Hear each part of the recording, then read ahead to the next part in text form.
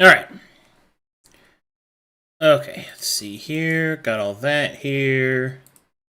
That looks good to me. That all seems good. I think I got everything logged up. Logged up? What the hell does that even mean? Okay. Alright. Big, sick, much nasty.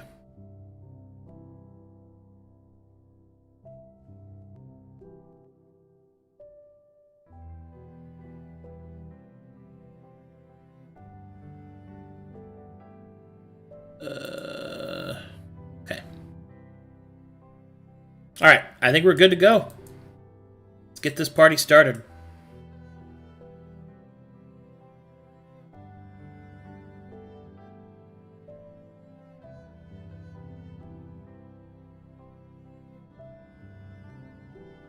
And by party, I mean me trying to find all my buttons. Don't look directly into the light!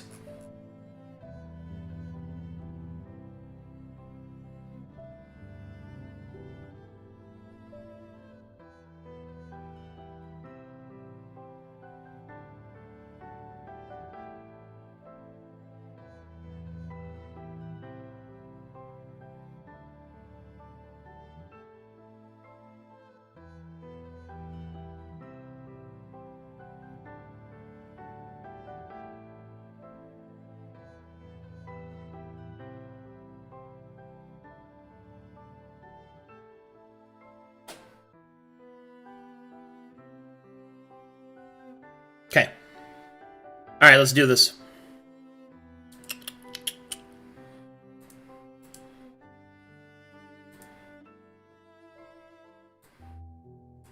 Greetings and salutations, everyone, and welcome to another exciting prologue game.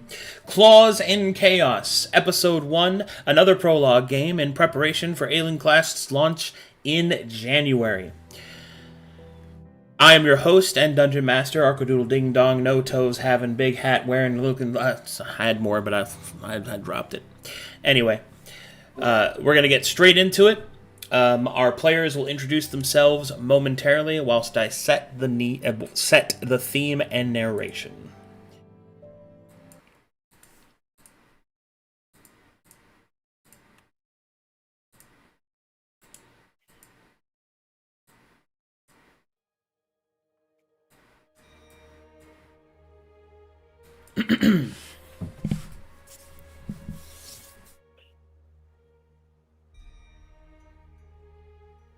It has been approximately 500 years since Camp Last Stand stood against the enemy of all creation, and indeed, new inventions, exhilarating discoveries, and even more adventures await those in the future of Verum.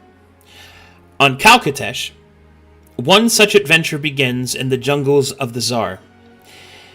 The long-standing alliance of the city of Kao and the denizen tribes that live beneath have fallen into a schism for the first time in their shared history. Mana has become scarce and unreliable. The invention of steam has rendered the once supreme advantage of Kao now utterly inert comparatively. Their alchemical engines and their scientific advancements challenged by this simple invention on a scale that is yet to be fully calculated. As such, the once protected and verdant jungles of Kao have now been turned to exploitation, industrialization, in a vain and perhaps misguided attempt by the country of Kao to maintain some semblance of its previous power. Our story takes place as the Bureau of Adventurers has sent out a distinct call for those to assist a man that is currently undergoing such scientific endeavors by the name of Dr. Reginald Gillenfaust. Dr. Reginald Gillenfaust is a proclaimed anthropologist and indeed researcher into the ancient fauna that move and live within the once protected jungles of Kao. There is also an additional call, a rarity, but not impossibility, of the same mission being requested by 2 parties. While Dr. Reginald Gillen Faust is the first, the second is Lord Judas Darkscale, a Saurian overlord that has taken Precipice as one of the great merchant barons that has slowly but surely began to take precedence over the now exploited jungles of Kao. A Tassar Saurian by his very birthright, Lord Judas Darkscale has been known to be one of the more affirmative of the protection of Kao's jungles. As such, he has made a call to the Bureau of Adventurers to help him in his own endeavor. The party has arrived at the Rainbow Vale, an inn and tavern built into the trees of the jungles of Kao, overlooking and dominating a nearby meadow and cleared field. A place of relative safety amongst the verdant green and wild creatures. The party has arrived by carriage and has taken the lift, leading them up into the Rainbow Vale. And as 4 shadows darken the lift, as they arrive, I will now let them introduce themselves. So here we go. First up, we're going to start with Yankash. Introduce yourself and your character. Hello, my name is Krizov. I'm from Australia, mate. I played in one of Arcadum's old games, Saints and Sinners, and now I'm back for another round. Yankash is a red dragonborn from Rhine. He was escaping the curse that plagued the land, and he's ended up in the jungle here. Well done. I thought for maybe one time I would see somebody in chat yell Aussie, Aussie, Aussie, oi, oi, oi. But Sping did in fact yell for it, so that's very nice. I just think it's neat. Alright, next up is John D. Walker. Please introduce yourself. And I'm sorry, please. John Everyman, please introduce yourself and your character.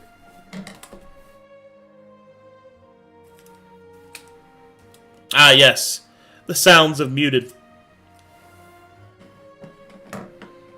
Jeez, I'm muting myself on microphone and on Discord. Alright. Double muted. Anyways, yeah, my name is now the Owl. I'll be playing John D. Walker, and I am just as disappointed in AI as you all are. Jeez. He is someone who is highly interested in the fauna of both the past and the present, and sees this opportunity as a way to expand his horizons, as he feels he has recently plateaued in all he can learn. Did you also shrink your kids? Yes. What do you think the familiars are? Oh, God. All right. All right. Next up we have is Marvin. Please introduce yourself and... Whoa. That is not Marvin. I do not know why the portrait did that. That's crazy. Anyway. Please introduce yourself and your character. Who is this guy? I'm Bomi from Texas. This is Marvin the Magnificent, or Marv to my friends. He is in search of slammer cards, of course, in strange new lands, and we will see where the journey takes him. He's a bard, marksman, stalker. That was so weird. I did your portrait and it showed up as Sping's character for some reason when I showed it to players. It's so weird. It looks the same here, and then I do this, and it's somebody else. What the fuck? That's the first time That's the first time I've ever had that happen. That's so weird. When I hover his token is a dwarf on the bottom left. It is? Yeah. There's some nonsense happening because it doesn't look like that for me. Anyway. Oh no. Yeah, anyway, the fourth and final member of the party is Ace. Please introduce yourself and your character. Hello, I am Blood Moon. This is my first game. I am playing Ace, a wandering samurai who left his clan because they dishonored themselves by killing most of our kin just to take over village for water. So I'm here to find myself and a reason and a purpose. Very good. All right, so as the four of you rise up to the lift, you have a rare opportunity. There are two requests. There are two requesters of the same request from the Bureau of Adventurers. One by Dr. Reginald, and the other by Lord Darkscale. As official representatives of the Bureau of Adventurers, you, as the cohesive party that has been selected to answer this request, are given one of the rare opportunities to make the choice yourself of whom you would like to fulfill the request of. It is standard practice to at least hear both out before you make the decision. You have reached the top of the lift, and inside you can hear the sounds of a tavern, poured drinks, and happy patrons. What do you do?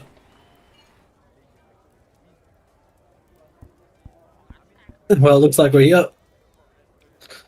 Ah, indeed it does. I could I use a already beer. know you a lot, so why don't we just get to the pleasantries and introduce ourselves? I'm Ace. Ah, my name will be John. You can call me Jan or Yankush. Young. The name is Marv. It is nice to meet you. Ah, it is very nice to meet you as well. Come now. Let us find, who are we looking This for again? Reginald and Lord Judas, I believe, was the name. I think Dr. the Reginald entrance and is a Lord revealed. Judas. Yeah, let's go I'll take a walk up look. to one of the whoever, a patron or whoever is in charge, or looks in charge. Well, behind first up, you see a door in front of you. Would you like to open it? There's a I'll door break here. it down. Yeah, I opened the door. As you open the door, you will see that there is a outward bridge made of rope and twine that seems quite wobbly. Below you, you can see the beginnings of the canopy of the jungles of the Tazar. Beneath it, down in the shadows of the green below, you can see the jungle floor. All around you, you can hear the distant calls of animals and the constant cacophony of life that surrounds the verdant life. However, the sounds of the tavern are slightly stronger.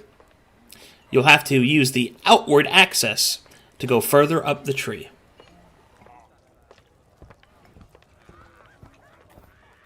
Well, I never was a fan of heights.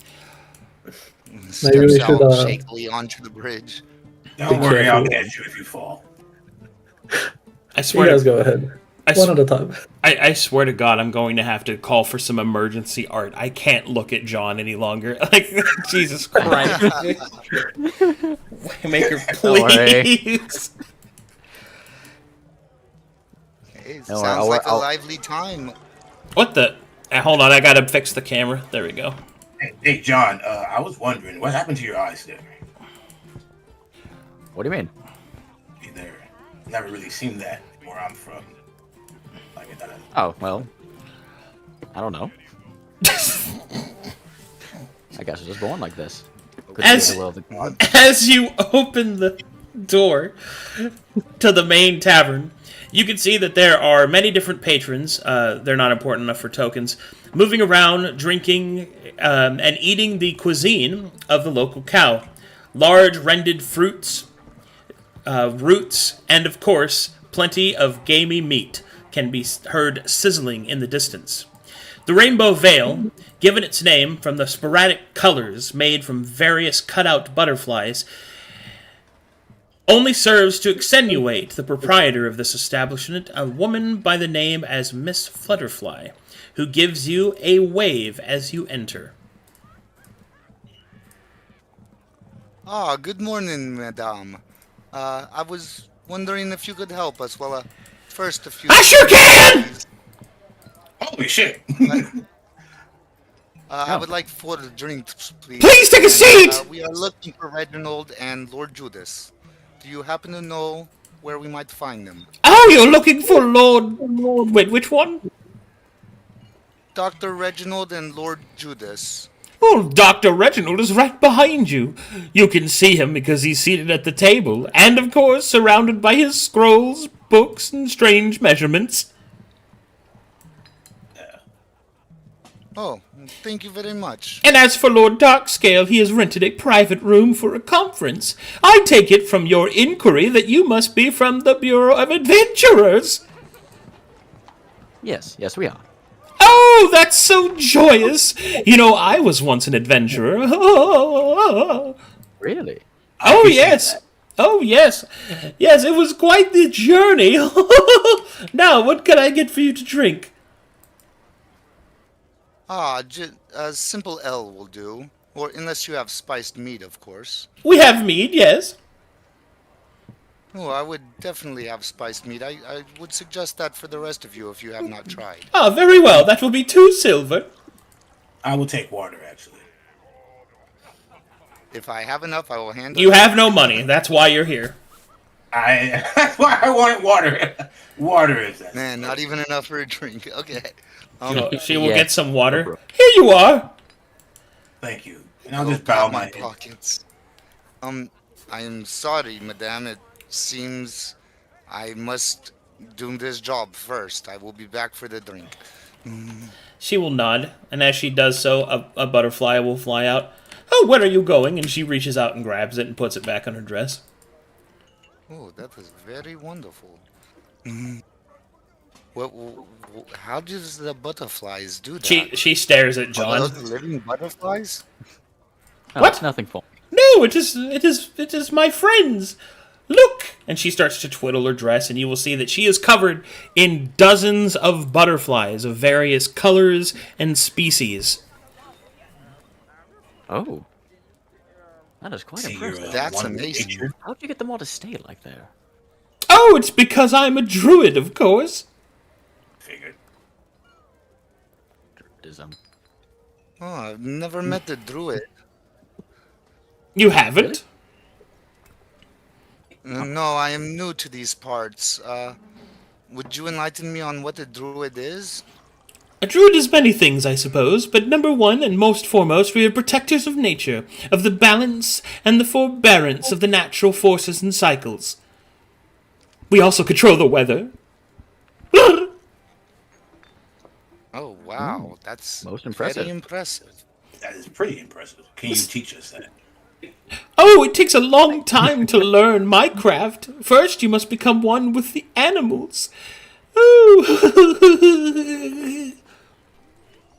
Yeah, I don't like the way she said that, so I'm just gonna look away slowly and act like I'm looking around the room.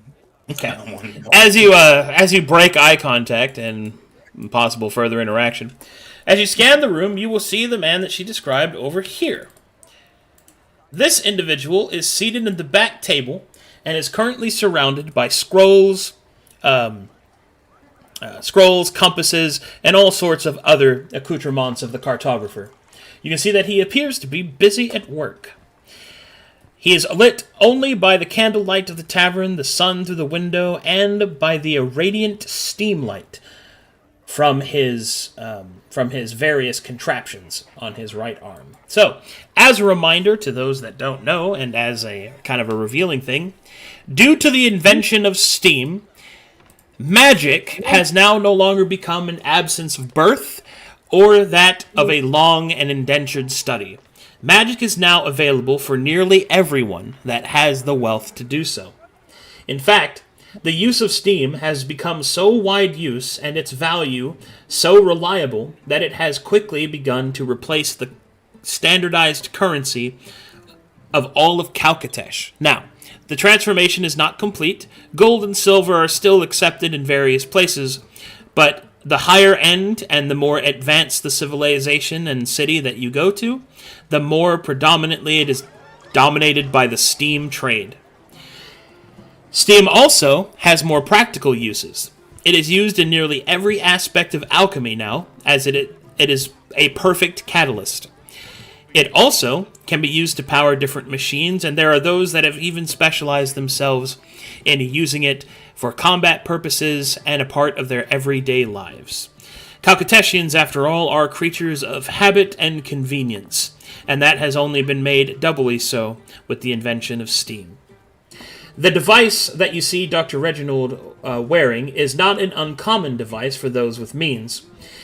Acts as both a storage compartment for his steam, and it also acts as the engine in which he might fuel some of his more potent features. So essentially, when you see somebody with that, treat it as like a pocketbook. The more steam they have, the richer they must be to carry that much in person. Okay. The amount that you see on Dr. Reginald's arm would depict him as a not unwealthy man. Got it. Okay. Okay. And continue. Do we want to go talk to the old man, or what are we doing? Yeah, let's go have a chat. I need some money for this ale. Well, of course, we need to address the doctor first. He seems to be here. Excuse me, good sir. I hear you're Dr. Reginald, correct? He will look up from his papers. What? Ah, yes. I take it that you must be from the Bureau of Adventurers, yes? Dr. Reginald Gillenfaust at your service. Apologies for the mess. I've been quite busy, you see, preparing for this encounter. As he starts to arrange his documents and get everything nice and put back into order. Now, what are your names, please? My name is Marv, and yes, we were sent by the Bureau. Jan Kosh. My name is John. I'm Ace. I can't look at you, Noel, with that art. Like, It's okay. I am about to give I'm about to give $50 to Waymaker right now to save me from having to look at you. God, I'm sorry. Anyway, I'm sorry. He will say, very well, very good. Well, we have a lot to discuss. I will try to surmise it in layman's terms, as I'm sure that I do not want to overwhelm you with the terminologies of my art, but he kind of trails off a bit. Apologies, I'm getting ahead of myself. First, an explanation. How aware are you of the mana fluctuations of our shared world? Not very. Very little, I'm sad to say. Well, I will attempt to elucidate. You see, our world, shared as it is with the various other continents, are, well, no, perhaps that's too much. He corrects himself again. Very well. The jungle is changing, and it is changing in a rapid way, and that, quite frankly, is, well, alarming. I and my colleagues at the Bureau of Sciences have been studying this change carefully. We believe that the induction of steam, and of course the sky scar above us, all of these forces have coincided together to make a multivariant pronged attack on the natural order of the Sar jungle. Now, it is true that some is to be expected. We have been industrializing it, yes, but there is more to it than that. The ancient fauna, we believe, the ancient fauna of the Sar jungle is laced with a primordial essence, which has thus been interrupted. It is therefore that we would like you, the Bureau of Adventurers, to investigate, what is the term, to put boots on the ground, as it were.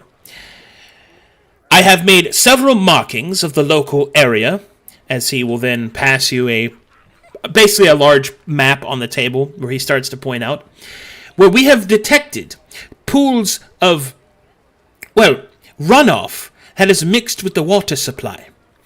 We believe that the very thing that makes steam possible is now happening naturally in the concourse of the Tsar. We have also heard reports of changed creatures. The fauna, which was at one time ancient and primordial and untouched by modern contrivances, has now begun a new evolutionary stage of change. One that, if we were able to understand it, we might be able to inure further mutations and indeed prevent disaster that we have yet to have even comprehended. He seems very excited. I know it is a lot of information to absorb. Suffice to say, I need you to do two things.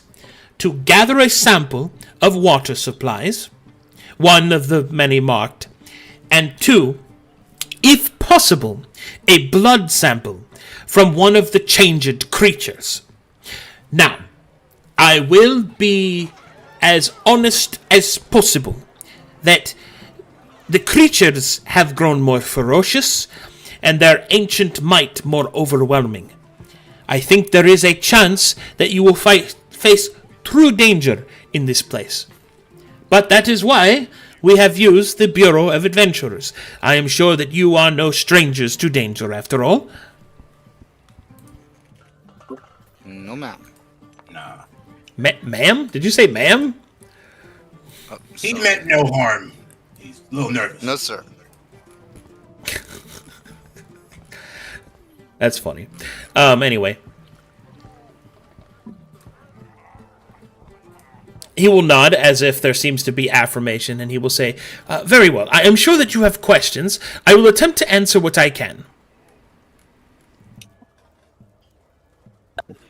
Whenever you say they've changed, become more ferocious, as you put it, is there any more quantifiable way to describe that? Possibly like, I don't know, more limbs, extra features, anything of that sort? So stuff that we can look out for. Dr. Reginald will start to detect a fellow nerd. He will then immediately adjust his glasses in a very inviting way, and he will say, but of course.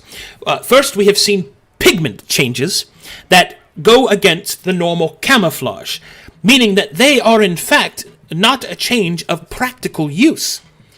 It does nothing to inure, to protect from predators, or to incite the capturing of prey. The pigmentation that we have seen, we believe, is indicative of these mutations. Now, we have also discovered that these pigmentations tend to lead to different theories of greater metabolic change. We have seen the evidence of elemental diffusion. We have seen greater growth in size and strength and speed. Some have even taken on planar effects. We believe might be with the unseen mana radiation that has come through the Sky Scar itself. Fascinating. Sounds dangerous. It could be, yes. It could be. We have no evidence to support either, so it is best to use an abundance of caution, I believe. But we must venture the risk, for if we do not, we will not learn what it is that we need. And so, your presence. Do you happen to have any specialized instruments for collecting or storing these samples? I do. I have a syringe for the blood, and a simple capsule that is placed within the water, and it will gather it for you. A simple device. Very Alright. good, thank you. What sort of compensation are we talking about for this job? Yes, fair enough. Well, I have been allowed by the Bureau of Sciences to grant a stipend of 150 gold pieces upon the completion of this task, as well as a promise for further employment, should that interest you. Sir, may I ask a personal favor, and just enough to buy drinks for me and my friends? I kind of already offered the lady that I would purchase drinks, but it seems I am broke until we complete this mission for you. He will look at you with a mixture of disdain and disgust. I think maybe we should regroup to discuss this, and see if we will accept this job. Of course, and I am very much aware that I am not the only suitor at the ball, as it were. Please understand that my interest and the interest of the Bureau of Science is purely academic. There will, of course, be mercantile affirmations attached to it, as with any discovery of new science. There will always be money to be made. But the reason we are doing it is to preserve the future of Kalkatesh. The other, that I presume that you will speak to next, he is a man that is portraying himself as of his people, but make no mistake, Lord Darkscale cares only for his political advancement. He cannot be trusted with the future of his own people, for he does not deem to see them as the same. I do not wish to speak out of turn, but this is how I have seen the evidence that we have gathered.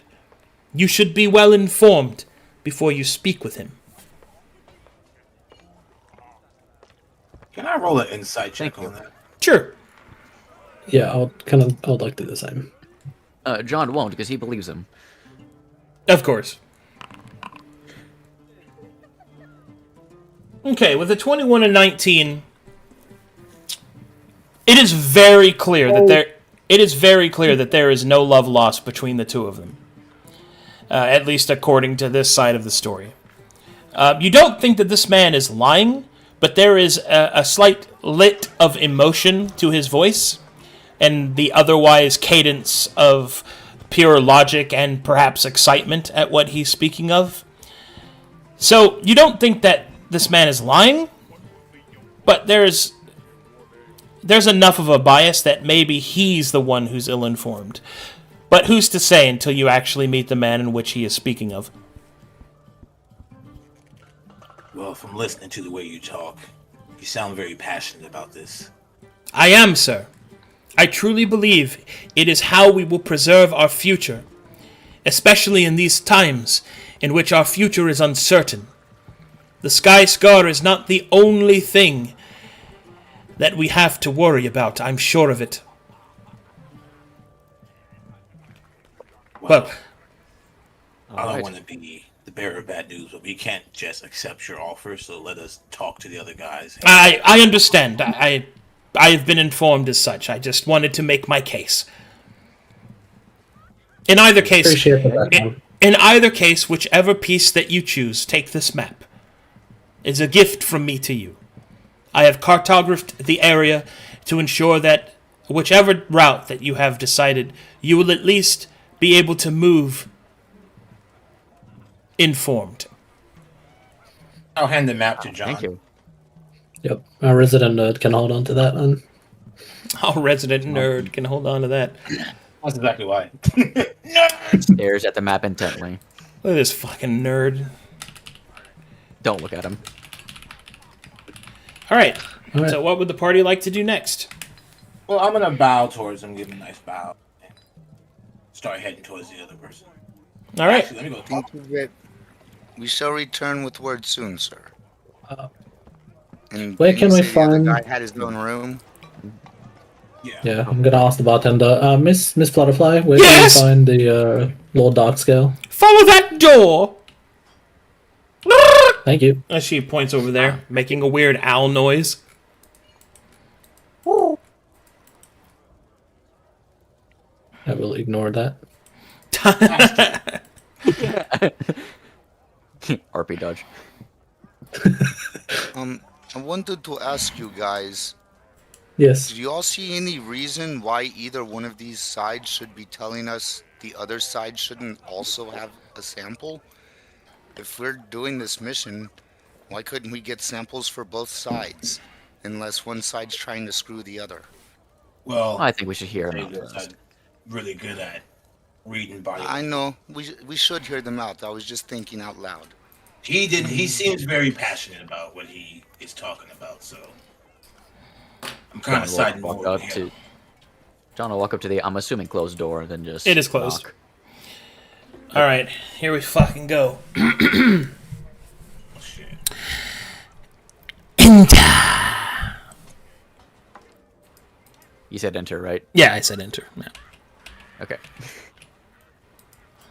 All right, as you enter, you will see that the mood in here is certainly different than the one before. There are a couple of musicians in the back that appear to be playing a soft tune. It is far more isolated and soundproofed, quieter, with a slight bent towards the more extravagant. You will see that there are also in this place several papers and documents, but they appear to be more of a political nature. And you will see this guy.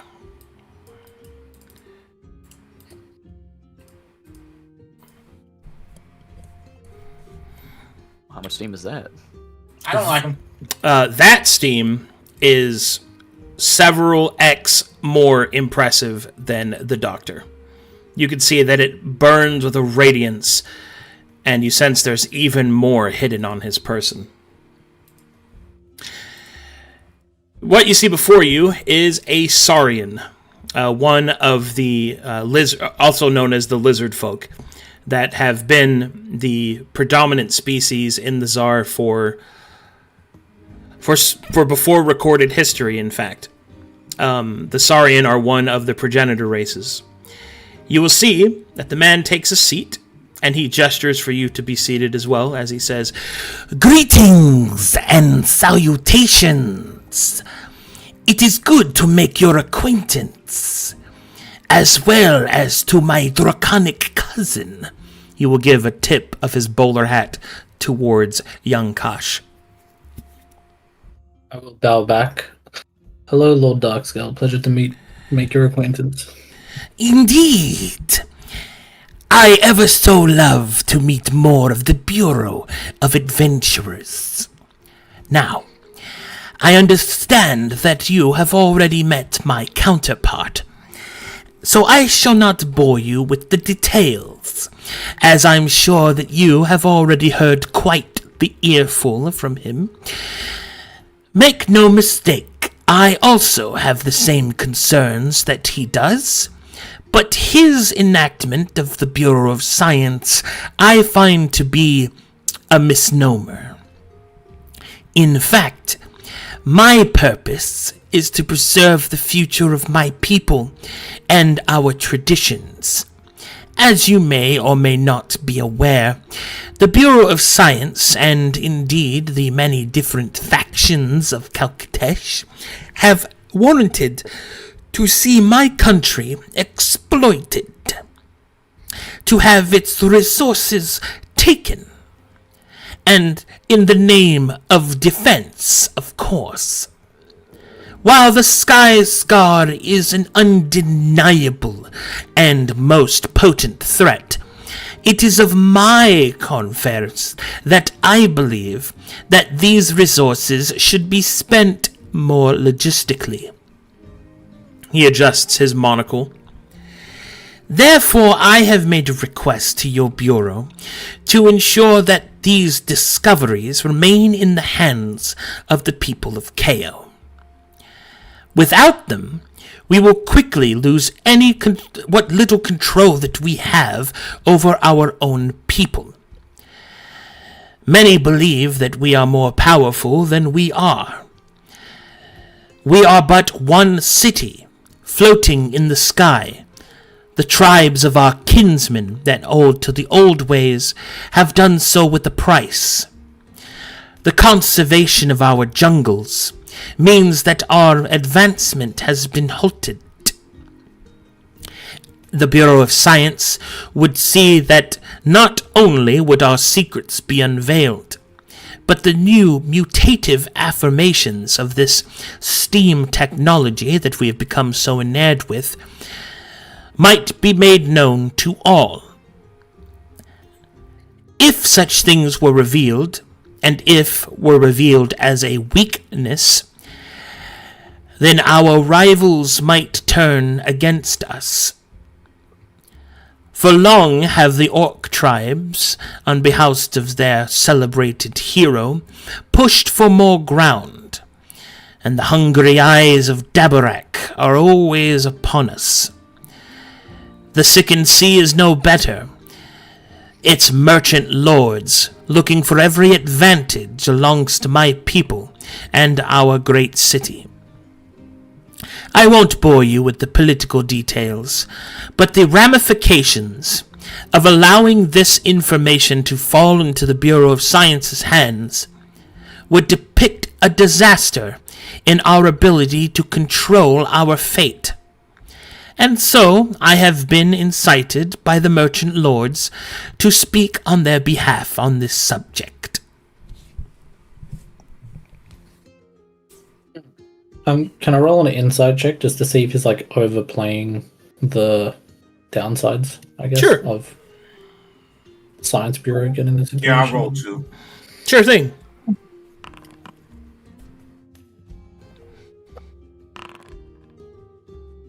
Nope. John and Yankosh will definitely feel that there is a bias toward against the Bureau of Science. It would seem that Lord Darkscale speaks of them like you would a petulant child, one who was denied sweets. It's kind of the condescending way that he is speaking about them. You sense no deception in his words. He believes that what they are doing will cause damage to his country and the interests of his country.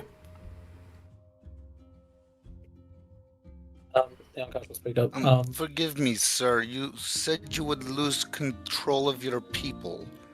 Can you elaborate on that? What do you mean by lose control? I did not say that I would lose control of my people. Is that my people would lose control of their fate. My elaboration is that of a political nature. It has many nuances and details, but I shall reveal what I can. As much of the information is classified, I'm sure you'll understand. To put it in plain terms, my country, since the invention of steam, has lost our advantage. Our once technological dominance is now being challenged by every single country on the continent. I am not against innovation, but this, of course, has a disastrous effect on KO's future. My country has been able to retain its advantages, its place in the world, if you will, as a place of abundant and rare resources. Exotic things found within the jungles, after all, whether it be our fruit, our strange creatures, and ancient fauna, or perhaps even the spices that we've been able to procure. However, the recent industrialization of my country, under the grounds of a shared scientific endeavor, have not produced results for my country. It has produced, rather, an availability to the otherwise rarities and secrets that my country once had. To put it plainly, to allow the Bureau to continue would remove any sort of mystery, and from that removal of that mystery, the exotic nature of my country. The marketing implications are disastrous alone, but the militaristic ones are far more deadly. The reason we are not attacked in our history is due to our technological advantage and the fact that our jungles have never been cartographed. There are no maps. An invading force would become lost within the green hell, as it were. Constant scientific endeavors will see this erased, and the defensive barrier of my country lifted. That is what we mean by control.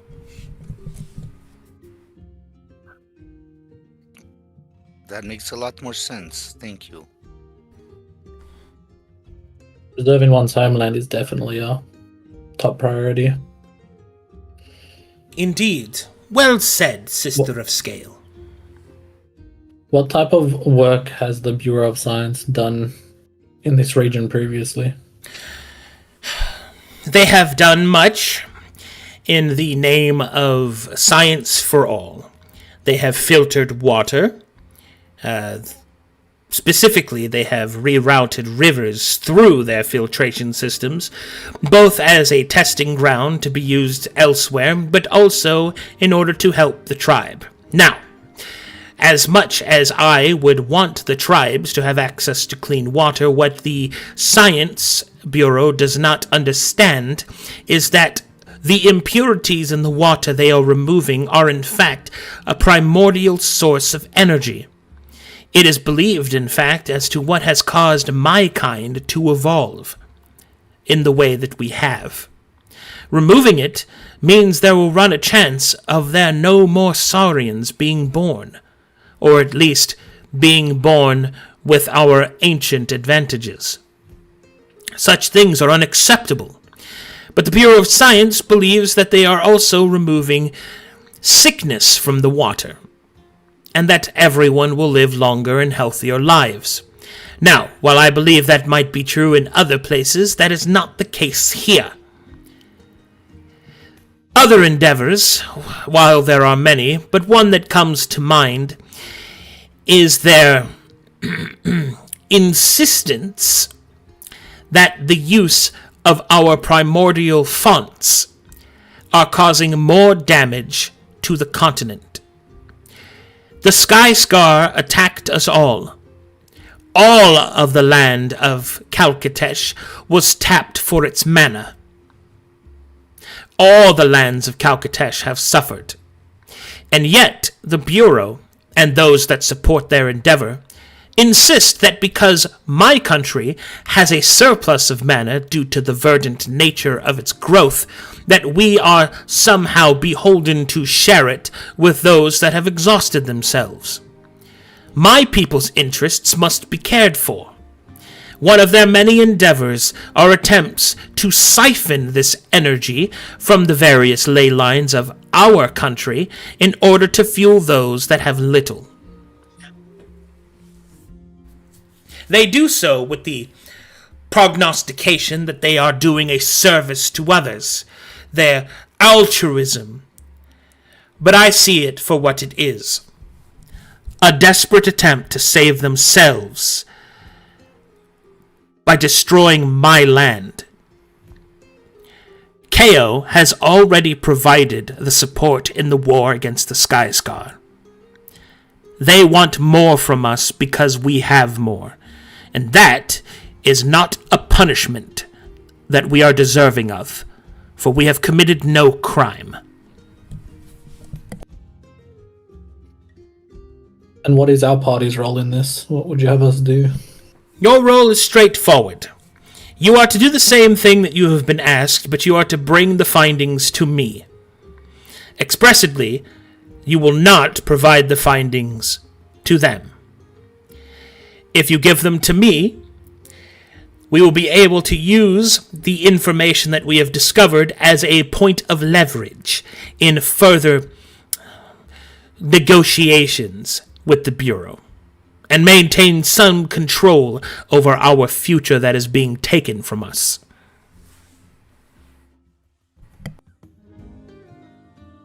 And finally from me, what sort of compensation for this task? I am prepared to offer a compensation that is both within and without the guidelines of the Bureau of Adventurers. As I have signed the 4th post alongside the Bureau of Science, I can only officially offer 150 gold pieces. However, should you complete the task, there may or may not be other windfalls available. I cannot say for certain, but the winds are quite fickle. As a quick aside, legally, he cannot offer you more money because they both signed the contract. But he is inferring kickbacks in other ways.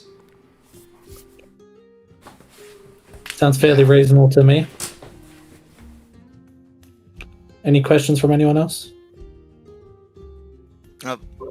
Very well. Can you give us a moment to speak on this in private? Of course, of course. That is why I have gotten the room for you. He will snap his claws and the musicians will sort of stop. We shall leave you to your privacy. When you have made your decision, I await you in the main common room. And that he and his entourage will go and wait in the common room. While the sounds of the tavern echo nearby, the party may now discuss and make their decision. Which request will you fulfill? The one of Dr. Reginald Gillenfaust? Or Lord Judas Darkscale? Well, I must say, as much as Lord Judas definitely knows how to treat a man and make him feel at home, I do not like his motivations. It seems like it's all just for personal power. Maybe not his personal power, maybe his race's personal power, but he damn sure doesn't care about everybody or all the land. I'm gonna hold my hand up towards Marvin, and I'm just gonna walk towards the door and make sure no one's listening in. Perception check.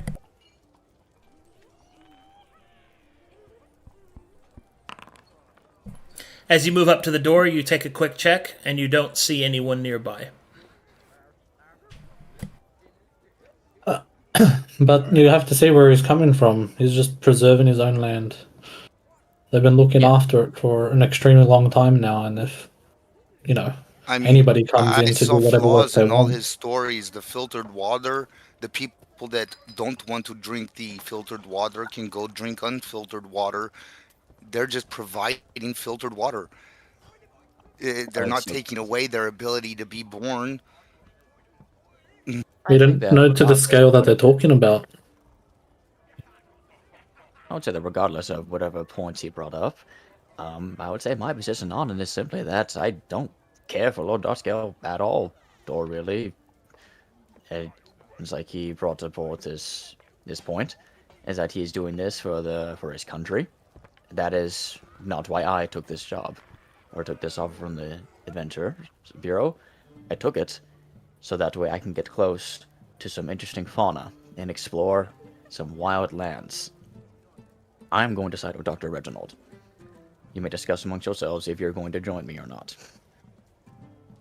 Well, you have to understand it's going to be the same sort of, job either way. We're still exploring the fauna, we're still gathering the same resources. It's just instead of going directly to the Science Bureau, it'll be filtered through the owners of this land, people that own these resources, that have cared for it, that have looked after it for a very long time. I understand that very well, but the information going to the people of this land, or the information going to the Bureau of Science, really means nothing to me. I like Dr. Reginald more than I like the Lord Judas. I will say this, and I mean no disrespect to you, Dragonborn, seeing how he's your second cousin, I guess. But listening to him, did you not see how the man looked?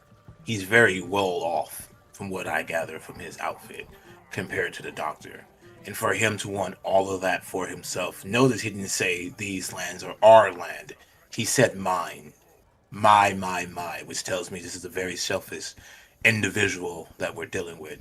And I just left my country from that. So I'm going to roll with what John said, and I'm going to side with the doctor.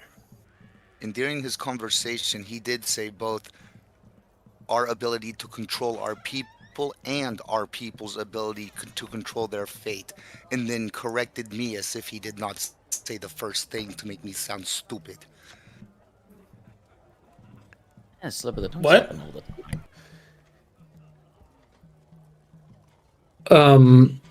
Either way, I guess if I get outnumbered, there's not much I can do. I need this money. But I come from a land, where my home was taken from me. No amount of wealth, I feel like, will stop that. So, me aiding in someone losing their land definitely hurts. But I do need to look after myself for now. At least that's how I see things. You just couldn't let it go, All right. Arcadum. My tism, sorry. Yeah. Australian man said, I come from a land I couldn't. It was too strong. Yep. Well, Yankesh, was it? Yankush, yes. Okay. If you don't mind me asking, what land do you come from? Stop. I come from like Trying to actually do something here. I come from Rhine, Rhine. Yep. Oh. land of music and melodies. I know a little bit about Rhine. I myself grew up in Krazex, near Songport. Rhine has had an influence on that place. Well, forgive me if this sounds a bit insensitive, in terms of your emotional connection to this situation. I do not see how this will be the end of the Saurian race, or his people, as he puts it. If we already learned from Dr. Reginald that whatever this is, this new phenomenon, it is causing mutations, evolutions of all kinds. I think that if we, no matter which side gets it, then the Saurian race, I think, they might evolve further. Or at the very least, I don't think they would die out, as he seems to fear. And whether or not he was speaking politically or literally, I am not one to care about that.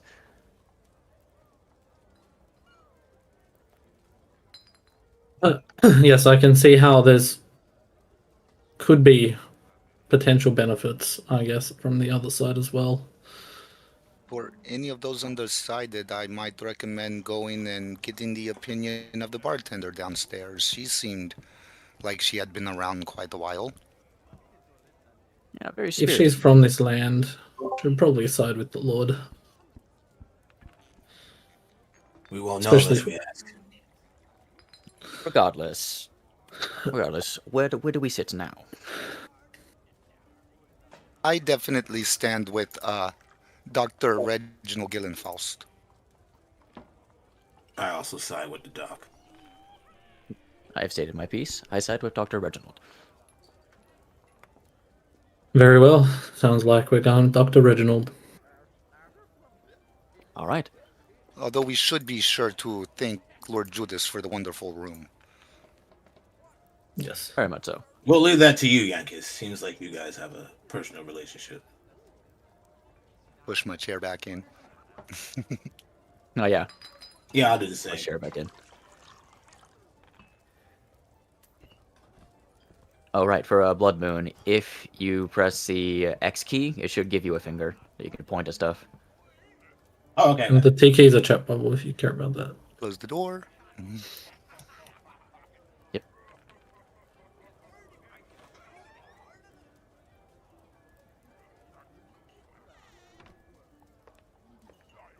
Are you muted, Arcadum? I am totally muted. A couple other tricks as well. If you click your token and hit F, you can change which way he's looking, which can help, like, if you want to look back and forth at somebody. It really helps with immersion. Also, if you want to, like, sit on a chair and something, so what you should do is you, while you're dragging him over to it, hold shift, and you'll break off the grid so that you can sit in objects that are, like, slightly off grid. See, now you actually look like you're seated in the chair, right? But in that one you're not, because you're stuck on the grid. So you hold down shift, and then you can put yourself directly on stuff, just for future immersion and stuff. So start dragging and then hold shift. Gotcha. Yeah, you gotta hold shift while dragging, or after you start dragging, rather. All right. Anyway, so the party moves in, and seeing as how you approach his table, you will see Lord Darkscale will kind of lift himself up a little bit, and he will look over. I'll kind of bow. And before he I'd like talks, to thank you for the room, sir. You are most welcome. Have you made your decision? Yes, we have. Unfortunately, we will be going with Dr. Gillenfast. I just came here to, thank you for the room. I see. That is unfortunate. Very well.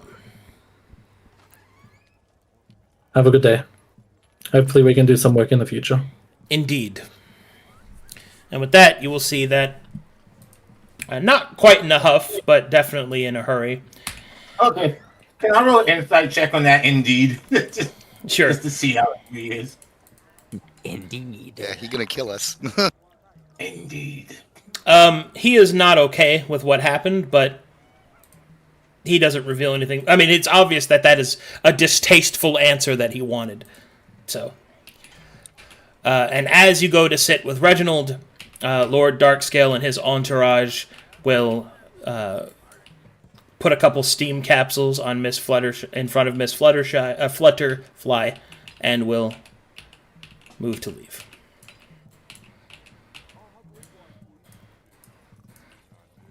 Okay. And as you take a seat, greetings, as he watches Lord Darkscale leave.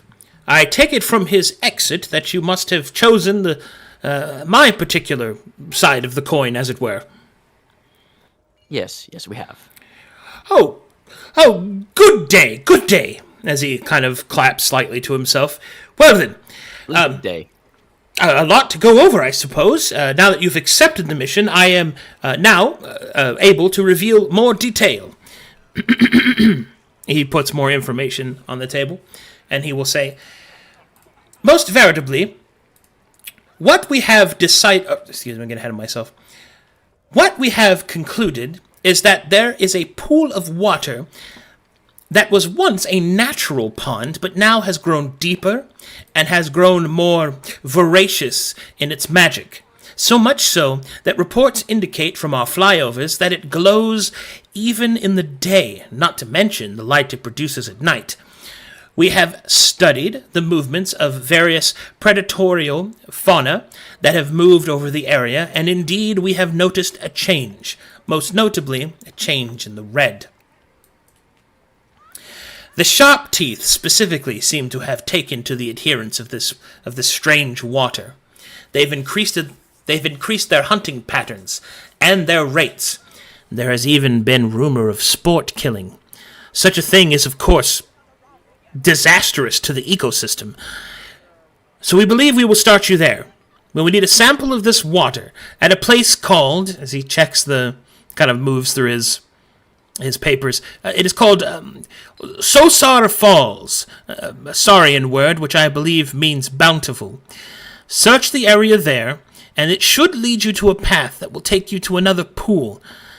There are many calderas that once held in that place before their volcanic activity ceased. You should be able to find them in a crater nearby. I've also routed this route, as he will then hand you another piece of paper, which is of the map, but with the route that he suggests, that I think will get you there in the quickest and, well, most protected manner. I've also taken the liberty of marking a few campsite areas that I think would be appropriate. Finally, I think a bit of warning is required. The creatures that we have seen are amongst the fauna. The sharp backs, there are many of them, but it is the sharp teeth that we should be very cognizant of. Most specifically, we believe that their hunting powers have made hunting... Excuse me. What did I say? Sorry, this mid-DM is fogging up. That their hunting patterns have become alarming. As such, we believe that either their need to feed has increased, their metabolism has been affected, or there's some other more nefarious purpose. We won't know until we know. As a warning, you should know that the creatures that we suspect you might encounter, the migrational patterns there, are indicative of a quicksilver, as he starts to bring out various drawings. So, now I get to talk about my dinosaurs. Yay. Okay. Okay. Oh man, here we go. Oh boy. Quicksilver's people. No, I'm kidding. Okay, so I name all my dinosaurs off of Land Before Time isms. I don't use. Let's go. Yeah, Oh, nice. I You don't. just won like 1,000 cool points. like this. Yeah. I don't use the scientific names. Although, to be fair, I do think this character would use the scientific names, but I am terrible at pronouncing them. I also really like the Land Before Time, so anytime that he refers to a sharp tooth, he means a predator. Yes. If he refers to a sharp back, he means someone in the Stego family. If he means, a high horn, that's, a triceratops and stuff. There are many different types of sharp teeth. There's many different types of sharp backs and all that stuff. The Quicksilver sharp tooth, those are velociraptors. So you are going into the migrational area of motherfucking raptors.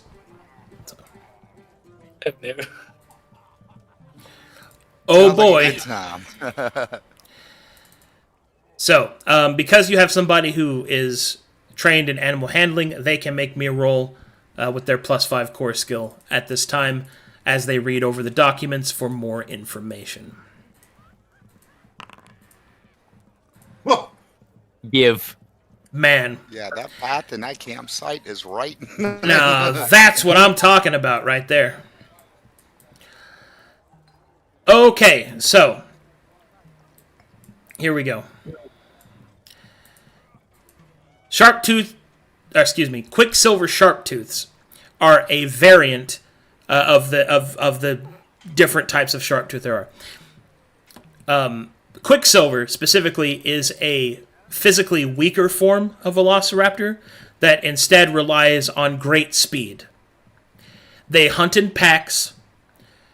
They are normally quite selective in what they hunt. They don't hunt things that aren't worth the energy, for example. According to these notes that you kind of looked them over, John, you're able to tell that there are 3 major variants that have been applied to the Quicksilver Sharptooth. First, they have received a mutation that has caused a pigmentation of their skin, turning it red, which Reginald believes requires them to consume blood. Not meat, but blood. He suspects that it is a vampiric augmentation. The other 2 are of colors that they have not been able to record properly, although he suspects that there are two more variants. And now, that leads into something that isn't strictly Prism, but more so in preparation to Alenclast. And that is, in Alenclast, and in this game as well, we'll be exploring it, I will be doing a central bestiary, but I will have an entire list of template variations that I will simply apply to creatures. So some of the things that you guys will get to do in Alenclast will be to discover variations as well as base creatures to create an extensive bestiary. So, Quicksilver Sharptooth is Velociraptor. Vampiric is its variant. So Vampiric Quicksilver Sharpteeth is what you're able to make out. This means that according to the augmentations, that the migratory patterns of these creatures, which are normally day hunters, have been changed to night hunters.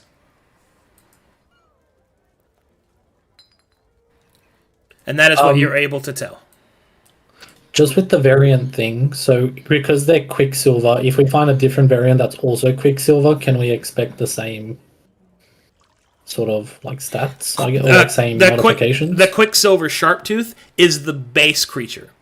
Vampiric is the template. Okay. Yeah, Quicksilver just means they're weaker and rely on speed and pack hunters. Sure, yeah. But like Vampiric, so now if we find something else that says Vampiric, we kind of know what to expect. That's right. That's the idea.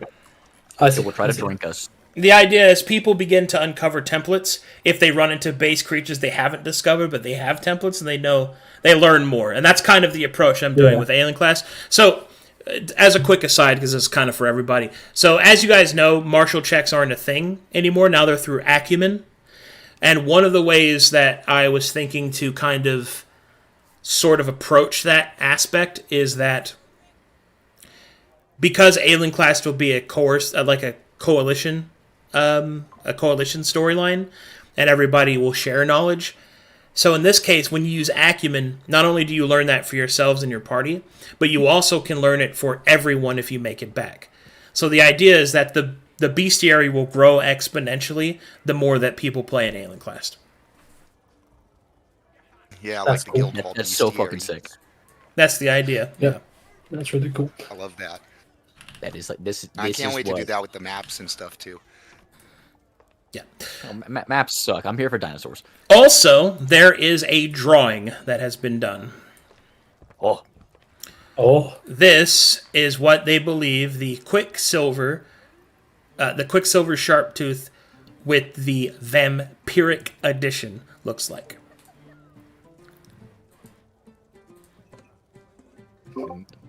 I'm scared. Yeah, I'm not even kidding. You all hear Ace goes, "Oh hell no!" you hear Oh John my and god! You hear John and Unison go, "Oh hell yes!" You know, John, we're gonna need to talk after this. Yeah, talk about you being a coward. Whoa, These things are awesome. It's going whoa, to be great. whoa there. No need for all that. I mean, what? But anyway, Yonkosh, is this a distant relative of yours? on God? Wait, did Do you? not help Wait, these did you? lands. Wait, did you? Gosh, Did you just say that? Like, that was so racist. Is this a cousin of yours? What the fuck? Right? Give me Whoa, death alright. here. I do not come from First these class. lands. Holy shit, dude. hey gosh, what is this? You're a vampiric cousin or something? Like, nah. Can you do that with every single reptile out there? Cousin?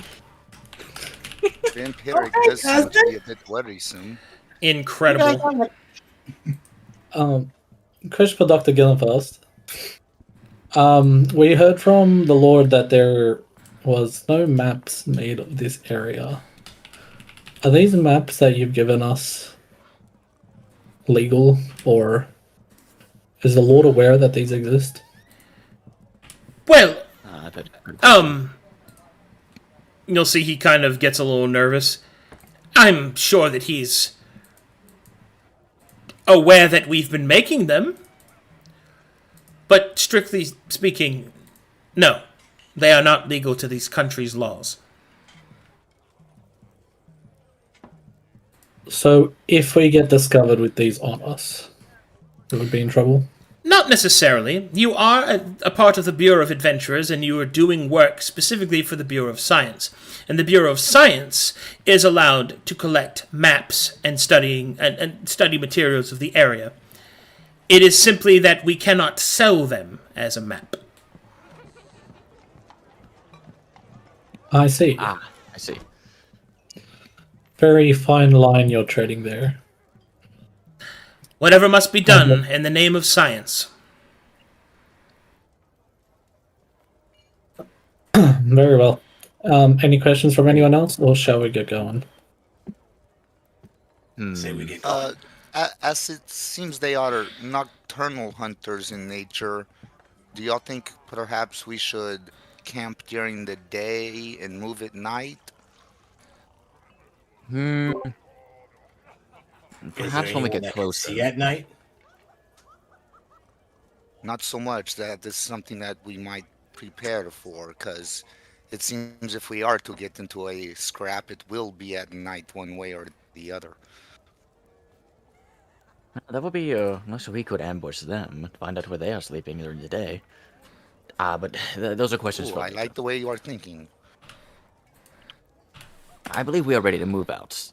It's like regardless of what approach we had to take. All right, Dr. Reginald will nod. Very well. He will then put everything together in a dossier for you and hand it to you. I will await your return with much anticipation. Right. Thank you very much. Thank you. Pushes in chair.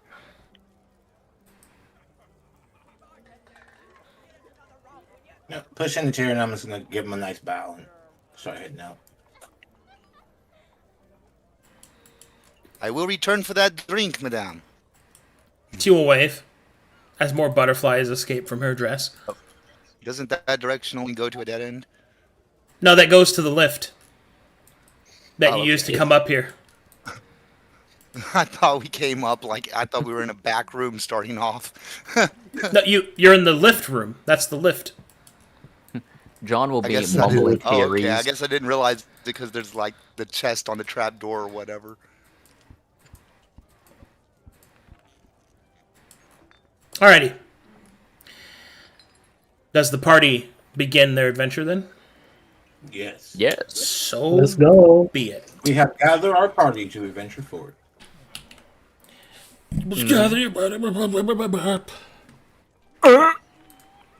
I'm gonna gather. I'm gonna venture.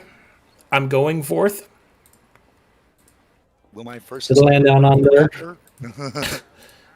You better take cover.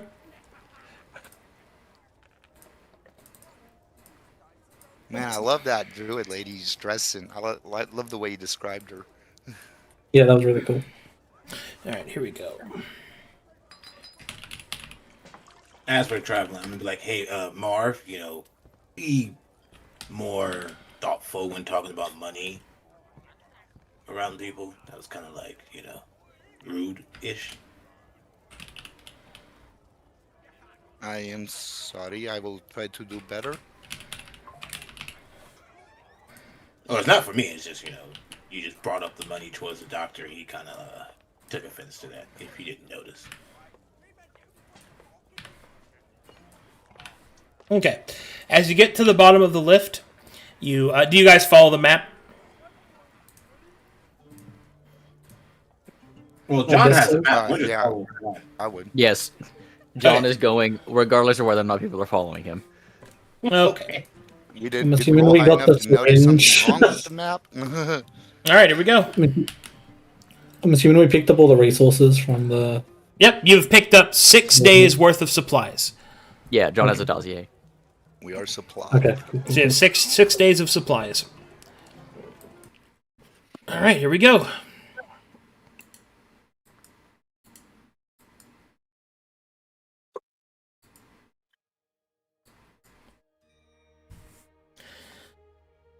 Alright. It is midday by the time you reach the bottom of the lift and set out following the trail that the map depicts through the otherwise difficult to traverse green hell. And so, you follow your route. Your route leads you in a southward manner, coiling around the various vestiges of trees and along the side one of the great mountains that lead into the Tsar. Eventually you come to a valley where up ahead you believe that the waterfalls from the mountainside will be coalescing. You're somewhere about 30 miles or so out when you approach the following.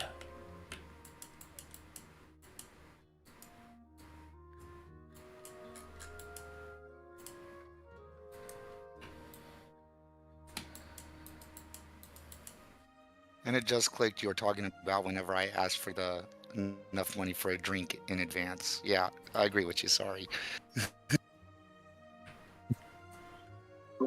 No, you're fine. Don't worry about this. Okay, let me know when everybody's loaded. I'm in. And loaded. I'm in. And Hey, we already killed the dinosaurs. No! Well, that was quick. Okay. When you get to this point, everybody's loaded in, yeah? Yes. Yes. Alright, everyone please make me a perception check.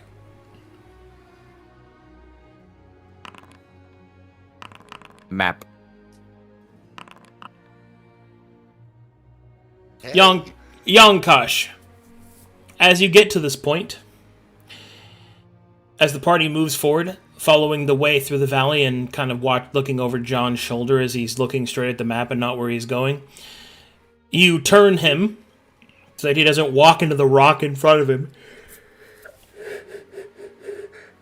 And then you feel it.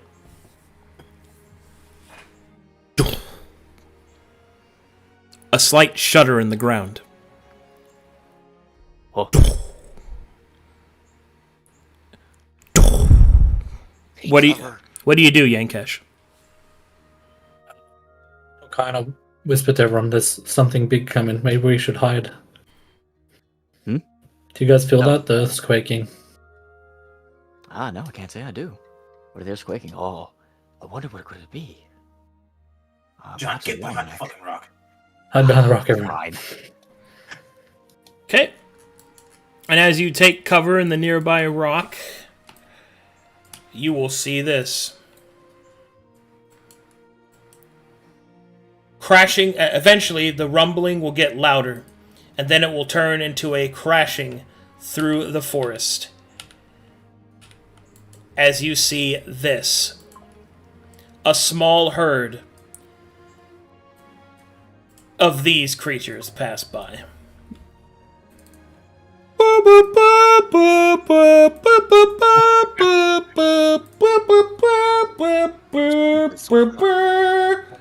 They move in herds. Sheesh. They really do move in herds. Alright, make me a animal handling check. Give. Jesus Christ. These creatures are known as great sharpbacks. The grape sharpbacks are essentially my version of stegosauruses. Let's see, what else do you know about them? They are huge. Actually, they are colossal-sized dinosaurs that move in small, greatly kind of packed-together packs. To give you an idea of just how big they are, because this map might not do it justice, I will move John next to one. Yeah. It's the greatest day of his life. No. No. Jesus Christ. Head I'll up. find mine is rock. Touch it. It's like 4 Tarrasques walking across the screen.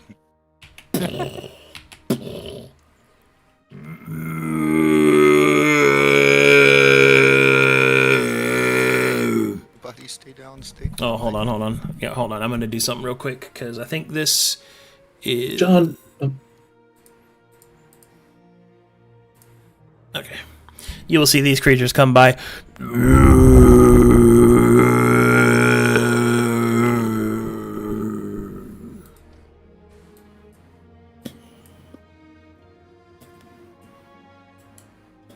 John, what do we do? We just let them pass? I just admire the great beauty of nature in front of us. Look at these things. You want to adopt My one, don't you, book. John? Yeah, what? I said you want to adopt one, don't you? Well, I would love to adopt several, but I'm afraid I barely have enough money to feed myself. Nah, okay, good. Wonderful beasts. Oh. All right.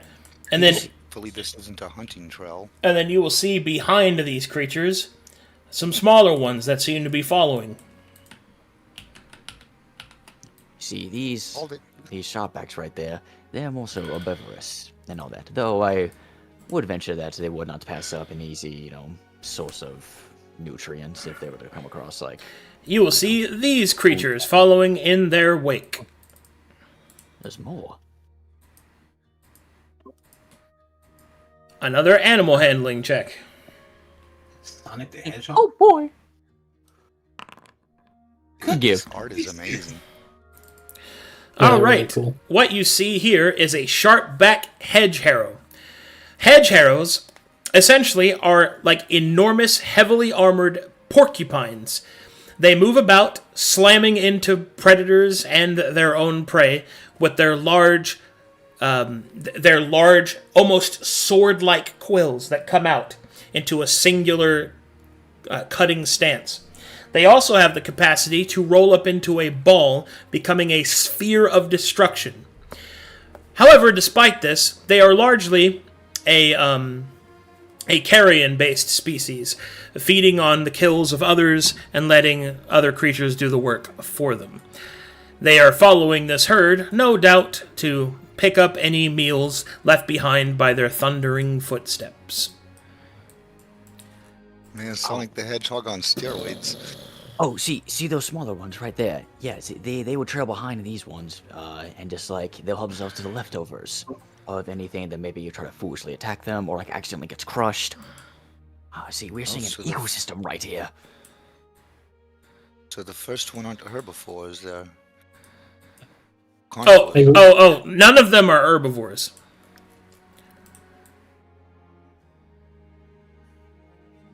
To be clear. Maybe we can do that if we run out of food. What does something that big eat? Well, Island? a lot of the smaller things. Maybe there's something even bigger that they take down together. These are very interesting new lands. Yes. Yes, quite. What does something that big eat? You. All right, eventually. There's a toothpick. They need toothpicks, don't they? All right. Eventually, you will see or feel the creatures thunder away.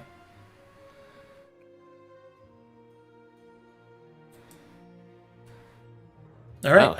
Seems clear. So what do y'all think? Time to go? Yeah, let's get going. Yeah, let's get Definitely out so. of here. Keep an eye out in case predators are following them. I doubt it. What would hunt them? Things that are even better. Make me a animal handling check, John Walker, to answer that Walkers? question. Well, there is one subset of predator that would hunt the great sharpback, and that is the tyrant class creature type. The largest predators in all the Zara jungle.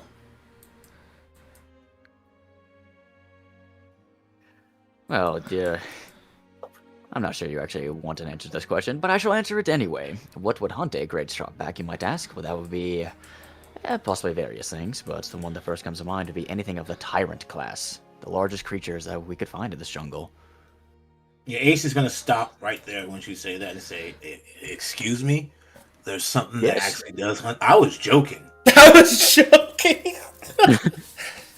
Oh, yes, no, there are things that can get far bigger than the great sharpback. What is that And fucking if hobby? there was one around, we would see it from like a mile away, correct? I don't have to worry? Possibly. Yeah, possibly. I don't like that answer. Okay, when you You get know, to this we're- point, Would you like to go first? when you get to this point, Absolutely, you I will can. see the trail left behind by the footsteps of these large creatures. You will also make me a perception check.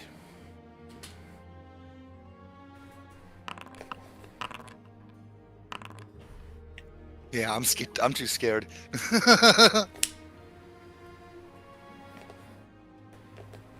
319 is impressive. What you will see in the canopy of the trees nearby are several almost vermilion and verdant birds of green and red, respectively, shining in the light. They begin to call out their bird song, almost like an entrancing and somewhat becalming effect. As these great creatures pass by, even the smallest have found their place to live within the Great Tsar.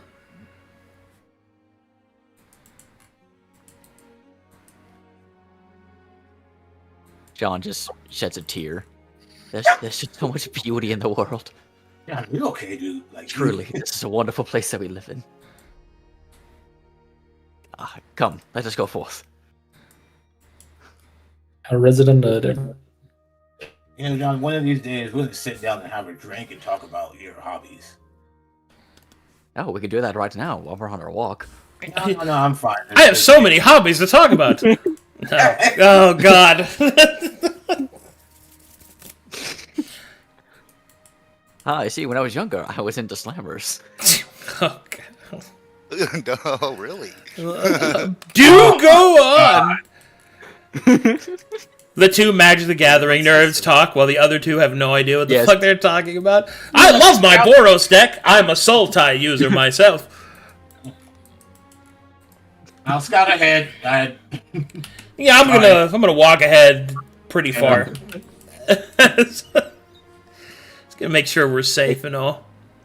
They keep saying tap and ping. That kind of works for me. You go ahead and look ahead. Who is Timmy? Eaten by the tyrant class. Alrighty then. Eventually, as you follow the route, the hours pass by, and you are relatively safe on your journey, until finally you come to one of the marked suggested camping spots. As the sun is dipping low in the horizon, which the canopy causes to kind of be a pseudo-dark green sort of twilight that overtakes the jungle floor. It's now time to search for a campsite. Make me survival checks. Oh boy. Oh no. Guys.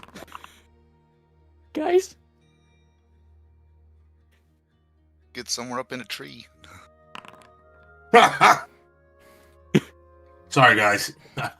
That conversation distracted me. Sorry, I'm bleeding from my ears. What does banding mean?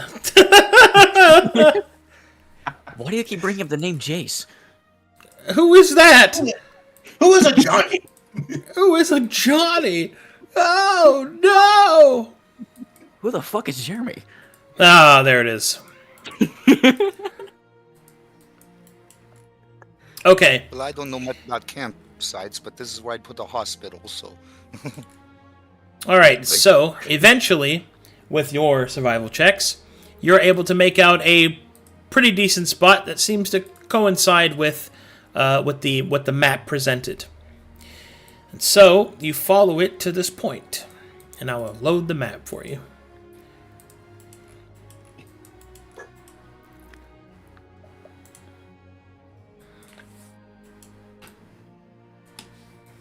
Let me know when you're loaded. I am loaded. In Okay, is the mist effect working for you guys? Yes. Oh yeah, that production is valued. Okay. I do not like this. All right, everybody, take a quick 2-minute break. I gotta go to the bathroom. I'll be right back. You know, I saw this in a movie once, and everyone died except one man. He killed his son. It's pretty sad. Ah. I do not know what this movie is you speak of. Oh, it's a play. Play. Play. Ah, Yeah. stage play. Oh, I could never sit through one of those. Out marching orders. yes, we can. We can. I think tend to I'll do sit in the middle. best near the back. I'm more of a long-ranged fighter. I would say the same as for me. I prefer to not get, too close to the danger. Though I do have friends who help me out. What type of long range are we talking? Out of character, I could shoot anywhere on the map. Ah, well, in character, John would kind of just, spark a bit of, orange from his hand. I am decently well versed in the application of magic for combat. Well, as I tend to have a bit of a knack for healing my companions, perhaps I stay ahead of you just to be a little bit closer to the head guy. You take the back? I would not mind just being a little bit up closer. If your range truly can strike from anywhere, that you can see your target, then that could be And I do useful. tend to be rather maneuverable in combat if I need to get up there. Then we're So fine. yeah, I'll gladly take the back slot. John will then motion to Ace, or motion to Ace's sword. Like, I see you have a sword on your hip there. Would you be Yeah. kind of a frontline fighter? I guess I am. I mean, I have this bow too. I'm pretty fast on my feet, but I figure I'd be in the front.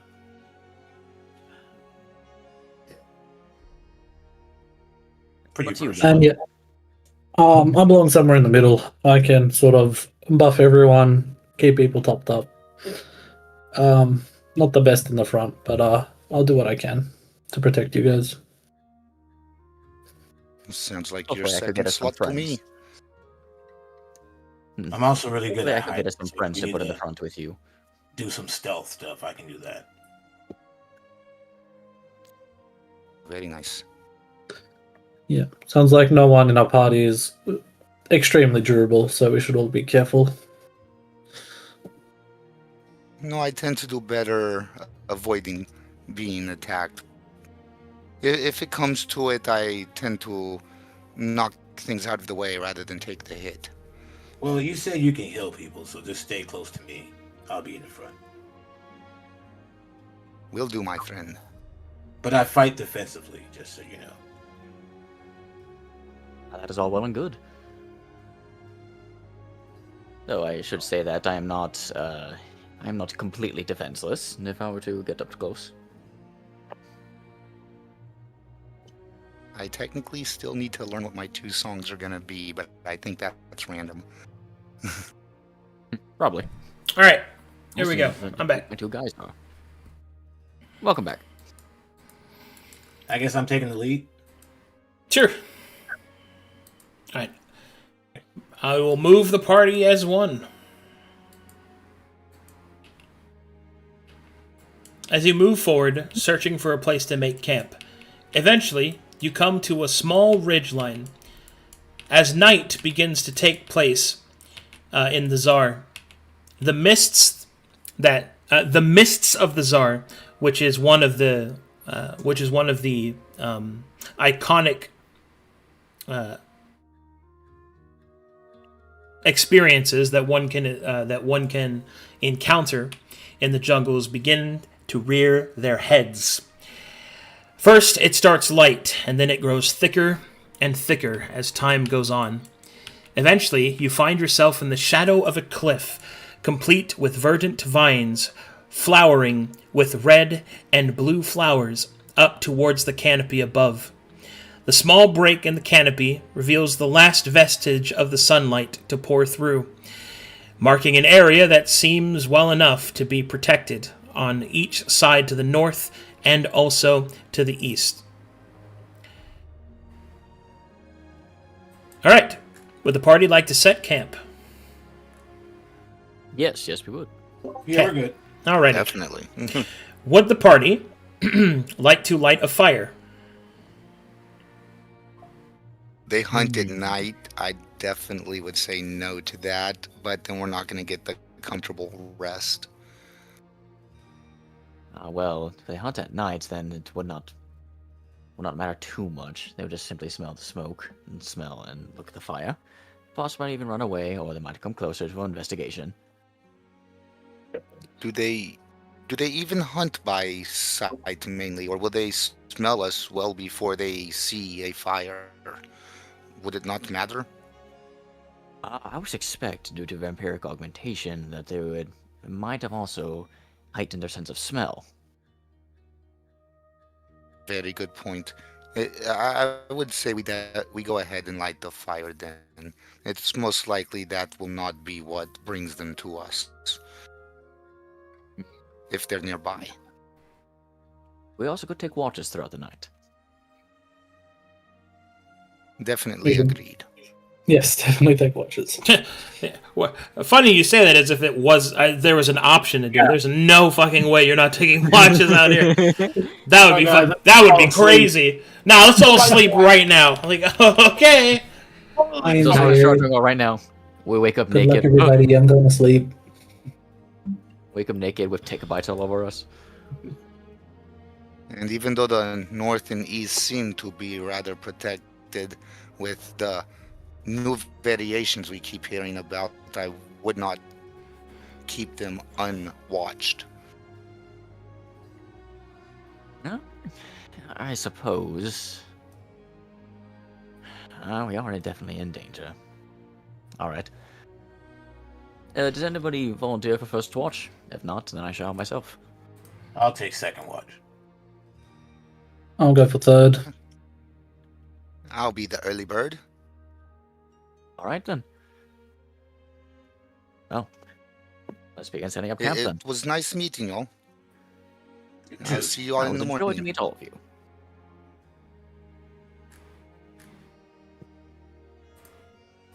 Camp time, camp time. All right.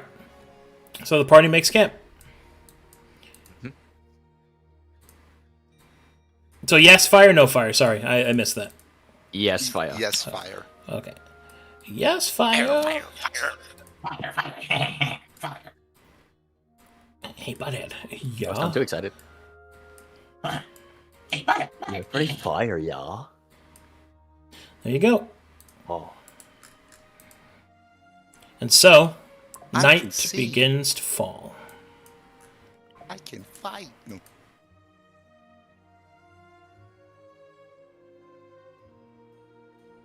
Dude, I love that effects. I don't. That means danger. Hate that. It's like he's good at scaring the crap out of us. It's almost like horror is a specialty of his. That's how he lures you. He like, oh, this is cool effect. What the fuck? Wow. There. Let me get Oh. another shadow ripped out of my body. Okay. As night begins to fall over the Tsar, the mists rise up, and the firelight does little to assuage your senses. While it does help you see in the immediate area, it also runs a sort of double-edged sword of causing the light to reflect off of the mist, making it even more difficult to see beyond about 20 feet or so, even with those of you that have dark vision. As you're seated around the fire, huddled around its warmth and its safety, the night sounds of the Tsar begin to rise. Distant howls, almost like animalistic screams, can be heard echoing through the jungle. It would seem that it is just as loud at night as it is during the day. However, you'll have little time to think on such things, as yet another telltale sign of the jungle rears its head, as you feel drops of water fall upon your head. The rain is coming.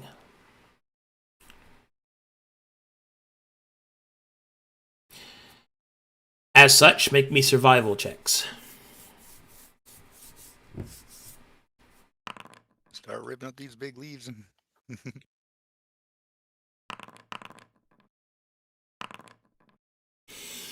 Thankfully, due to the original choice of where you had put your camp, it is relatively easy to cover the fire, keep it safe from the wind, and to keep it burning bright enough that it is resistant to the water. At least until the rains actually come. And here we go.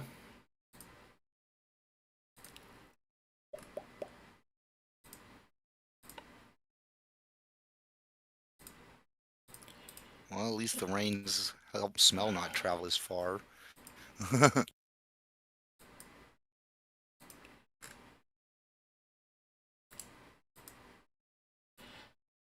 There is a crackle of thunder in the sky as the rain begins to fall. Mm.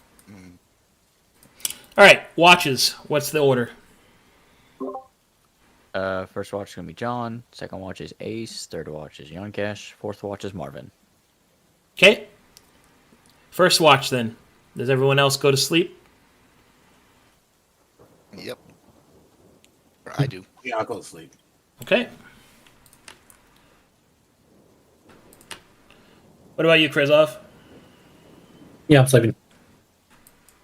All right, John. They're all finally asleep, John.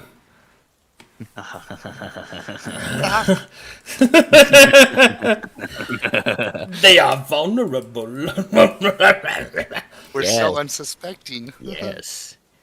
Time Maybe to the make them perfect look fucking like village. me. Monka Giga. All right. Make me perception checks while you are on watch.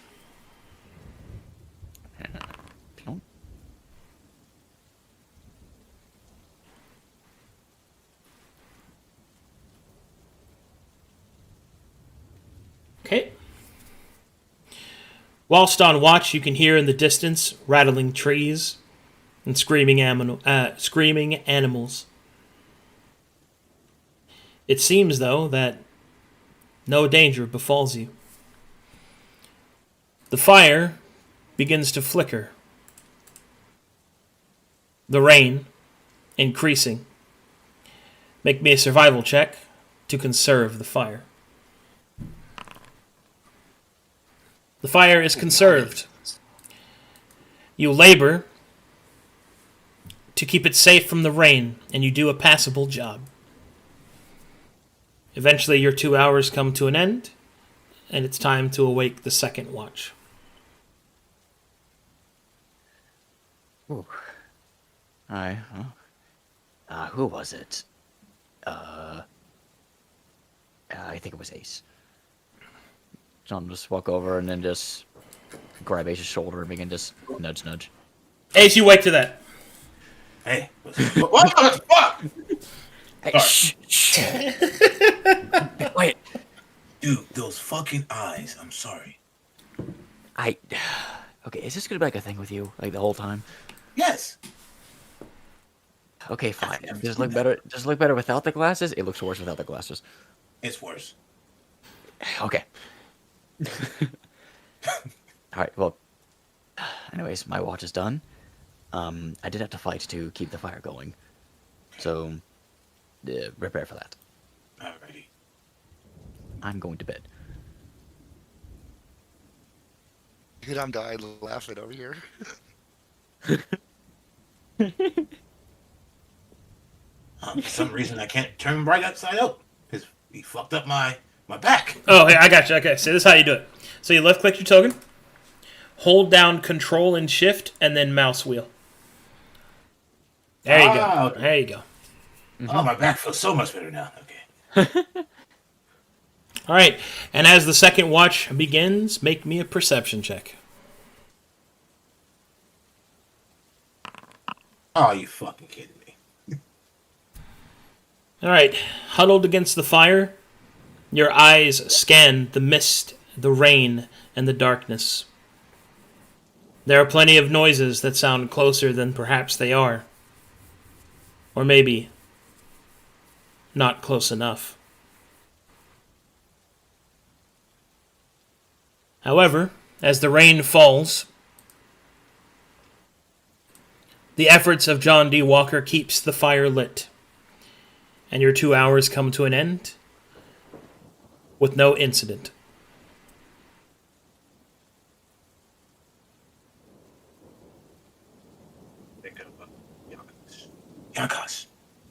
Yankas. What? Hey, it's your turn. Fuck, alright. So John was able to keep the fire going, so keep an eye on that. I'm not gonna lie, I was a little sleepy, so I'm not sure if my eyes fooled me enough, but Okay, alright, I got it. Cool. Go get some rest.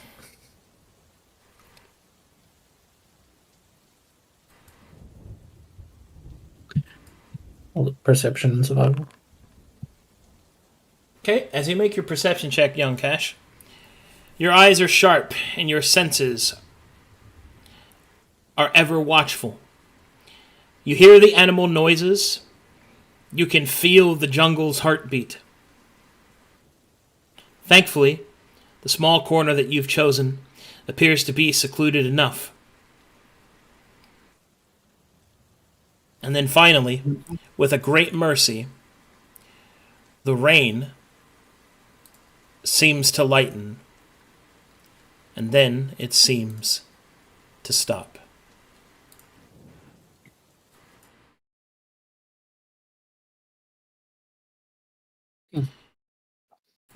Your 2 hours come to an end. I'm gonna kick him. Hey, wake up. well, that's rude. What? Morning already? No, but it's your Okay. time to watch. Good night, man. Uh, Thank you. Yeah, it just stopped raining recently, so Yeah, be I'll extra careful. take off this wet robe and kind of drape it over near the fire. I'll lay out my slammer cards and try to organize them while I start cooking breakfast for everybody a bit. Well, not cooking, just laying out breakfast. I don't want to smell up the place. Perception check.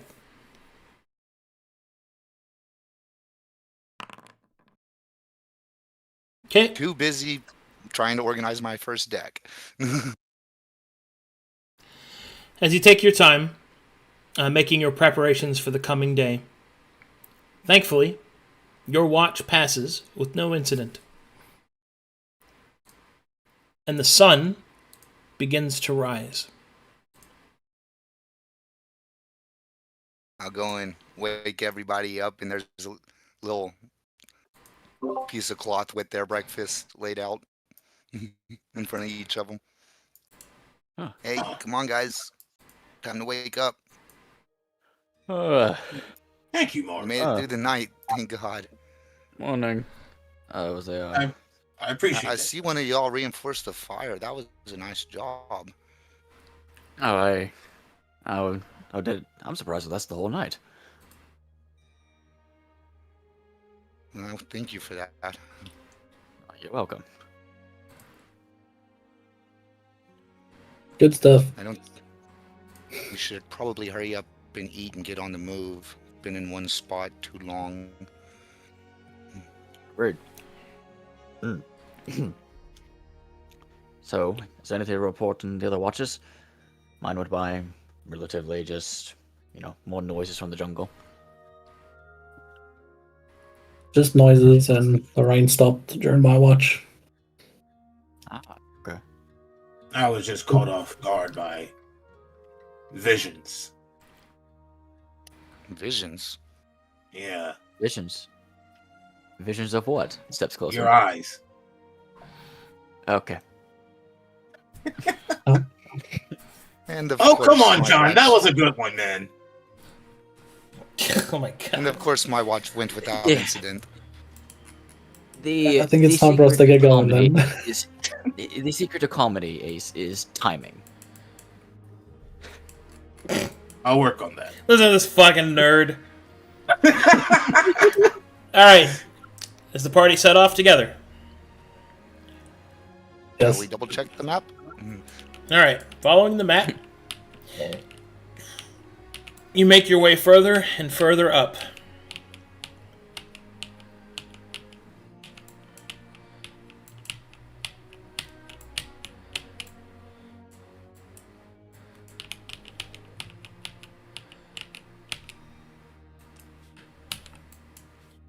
And so, the journey takes you another 4 or 5 hours as the morning is left behind and midday begins to rise.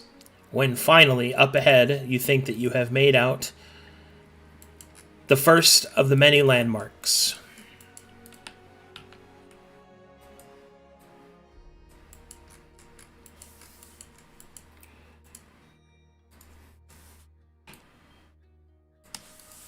Let me know when you guys are loaded. I'm in. I'm in. I mean, I am in.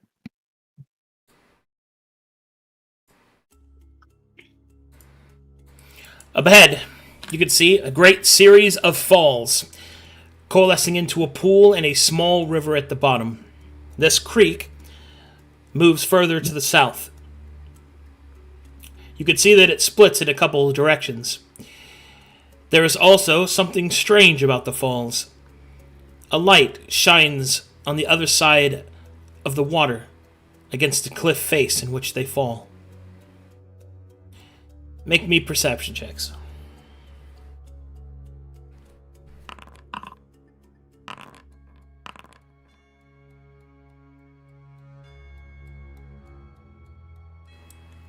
About time I got hired. I've been rolling hot today. Okay. While you do not see anything, those of you that made the roll of 15 or higher, your noses tell the story. As the sharp and sickly sweet pang of death hangs over the area. I know this smell too well. Ooh, What as do smell? I. I'm gonna put my hand on my katana and just be ready, guys. Maybe get into formation from here. I'll take Yeah, lead. The instructions said from here to look for a path to the pools from the falls. You can see some water there, so maybe we should go check the edge. Well, Perhaps. if you're saying it smells of death there, shouldn't we just look for the path to the pools and ignore the death? Perhaps, but I don't know how well we could look for it without getting, at least somewhat close.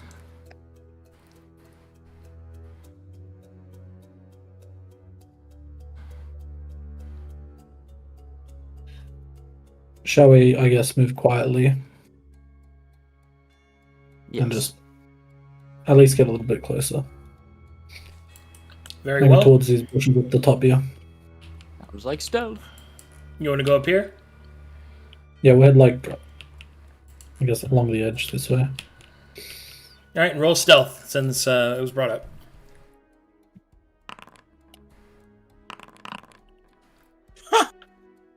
Ew. I'm the most stealthiest guy here, and I roll like shit. As everyone Moderately tries, magnificent, but not very stealthy. as everyone takes to the shadows of the green, you will follow as Ace moves ahead first, softly humming to himself. You are the storm that did the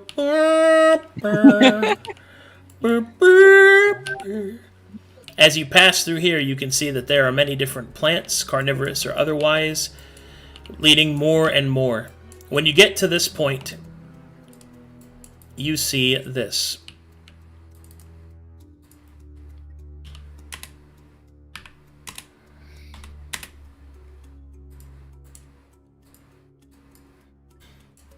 In a pang of blood, this creature turned on its side. Its belly torn open, its entrails left onto the ground, and much of its meat remaining unconsumed.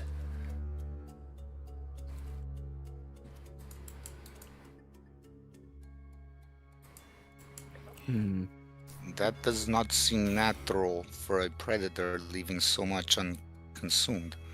That's extremely weird. Yes. Could this perhaps be a cause of or a product of the mutation? Maybe things are now killing just to kill. That goes against their animalistic nature, though. If they are in a frenzy, if they are mad, then I suppose that would be possible. Though there is Did say some of the evolutions were producing colors that went against normal evolution reasoning, so that does make sense. Yes, but there is perhaps a scarier conclusion, is that these mutations are actually enhancing intelligence. And that they've begun to just test themselves. And as such, kill for sport. Perhaps this was able to injure its assailant and we can collect the blood sample from here. But doubt that, though. Be careful when approaching. Marvin, don't let me take the lead, Marvin. Can I don't want you to... I do a perception check, like to look far beyond in case there's something Sure. in the leaves. Yeah, I'll do that with you. I'm very cautious.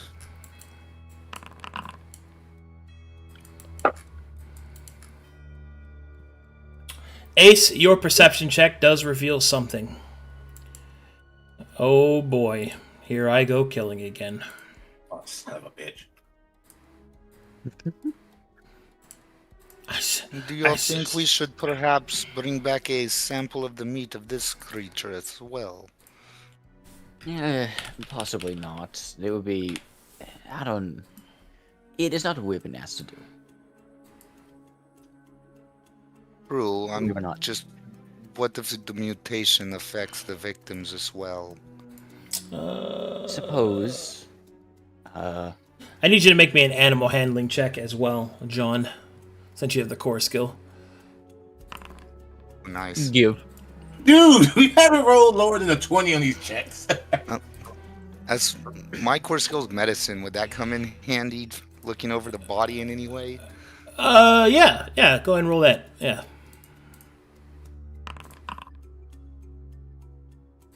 That's your core skill? Yeah, then I'm +5 to it. Okay, so that'd be a 20. No, I don't have the modifier added on. Oh, it'll be +3 more, so it's 18 total. Okay.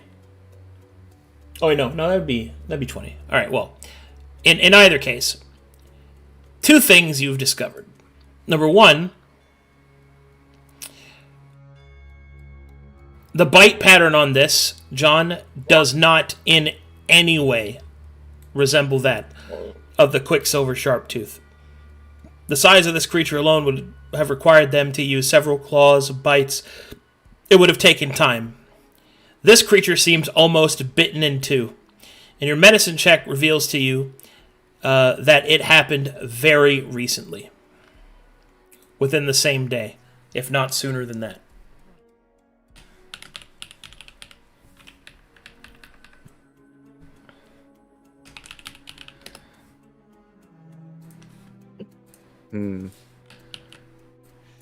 Looking at the bite, just even from right here, the something else that something other than a Quicksilver Sharptooth killed this thing. It seems to. That's a massive set of jaws. All right. Hey, secure the perimeter while they are investigating this. And one more thing. Oh boy. And that is Ace. Your perception check reveals the strange shimmering light that I had described earlier beneath the against the cliffside as the water's flowing against it. You now spot what the problem is. The glistening of the light is reflecting off of a glossy metallic set of scales. As you see nestled in the waterfall, this creature sleeping. I'm going to kind of adjust your vision over here. You see this creature sleeping. No. Oh my god. Shit. I am going to hold up the rock sign towards these guys. And I'm going to just whisper very low. There's a big fucking creature over there. And we need to be quiet. Or else we're going to be that thing's food. Okay. Animal handling check, please. My knees start shaking. And also a nature check.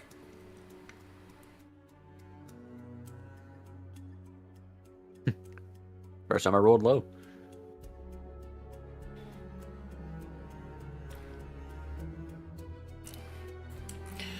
All right. That is a tyrant class fauna. The tyrant class fauna, named in a similar method as dragons are named, have a chromatic aberration attached to their name. The black tyrant is a nocturnal hunter that uses its large maul, its strong forearms and forward-facing set to crawl on all fours and leap great distances. The creature can also stand in order to not only climb trees, but to reach to other food and prey in that area. The black tyrant is also known to be capable of an acidic spit, and although it is not agile by any means, its top speed is amongst one of the highest of the tyrants. It is currently asleep. Maybe we shouldn't disturb its dinner. In case it wasn't obvious, I have to say this every time it's encountered. Facing that creature is certain death. Oh, we figured that. I figured it was obvious, but I have to fill out all my boxes. I suggest to y'all that we try to find something else to get a sample from. That looks way too much for me. I am going to have to agree. Listen, I'm a lot of things, but dumb ain't one of them. Fuck that, I'm out of here. Let's go look for that path to the It's- rock pool. Let's get away from this place. Circle it around the long beautiful way. on I its don't want to black go creature. any closer to that thing. It's a wonderful thing to look at. John, will you hurry the fuck up? Hey, he's walking backwards. I I would like to and search then I'll for never the see one again. path to the pools.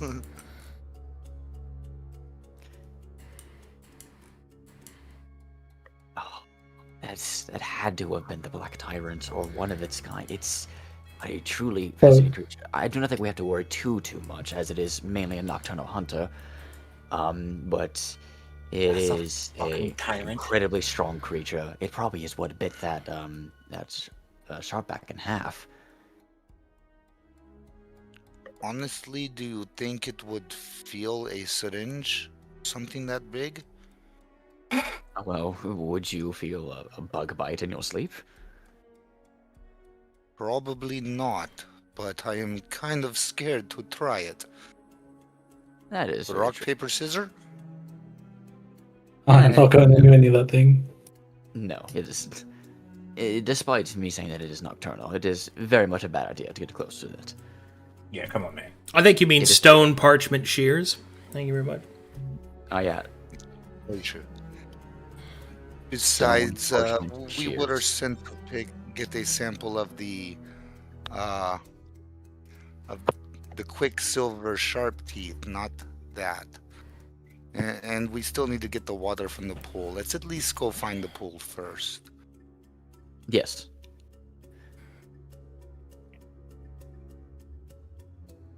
Oh, you have the map, John. Are you sure it's this way? I would love to have seen the Not at Black all. Tyrant hunt something though. Maybe someone should go near the water just to check. The direction said from the waterfall, look for the path to the pools. Sure. Oh right, the map. John will then pull out the map. All right, as you get, it seems that the path is marked from the water, from the pools of the water, or from the waterfall to the pool. Currently, you are moving away from the waterfall. You are not going towards the pool. All right, friends. Well, we don't have to go directly to the Black Tyrant, but we do need to walk along the waterfall. Ah, I see. Okay. So is it that little area in front of us that we see? Possibly. It sounds like some survival checks need to be made.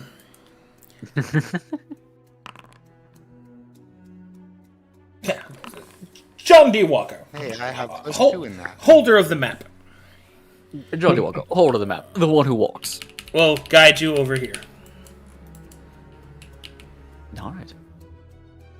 Seems we have to go this way.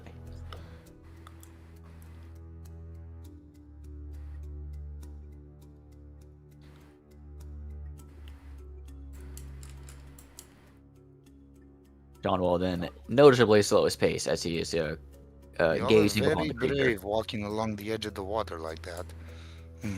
Okay. With your survival checks, despite being distracted by the Black Tyrant, up ahead you can see that the trail leads from the coalescing pools of the waterfall and down the route that the map has marked. So go ahead and gather over here. You must gather your party before venturing forth. I don't wanna. You must...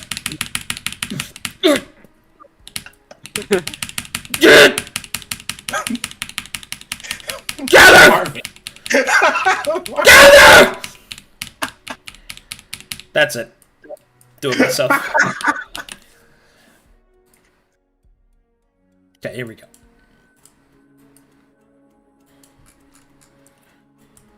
Dun, dun, dun, dun, dun, dun.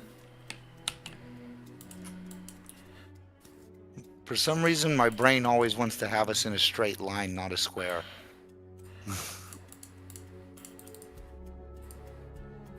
motherfucking gathering before you venture forth. Throws all your Magic the Gathering cards on the ground. Well, go ahead and start gathering. Well, start gathering. That'd be pretty funny. Looks like I'm gonna be a red and black deck. I'll go white. It was me, Barry. I was the one. I am going to be red, green, and white.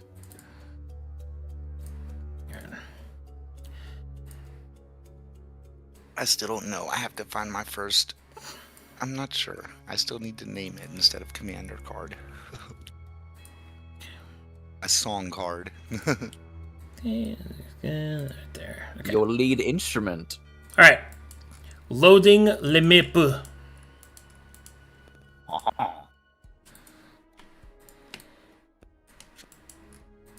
Ooh, pretty. I know when you guys are loaded. Find my spirit of the card. Ooh, I'm in. I'm in. And Dang, that's pretty. Those are some pretty lights, I'll tell you what. I tell you what. I see a treasure chest. All right. As the party arrives, make me perception checks.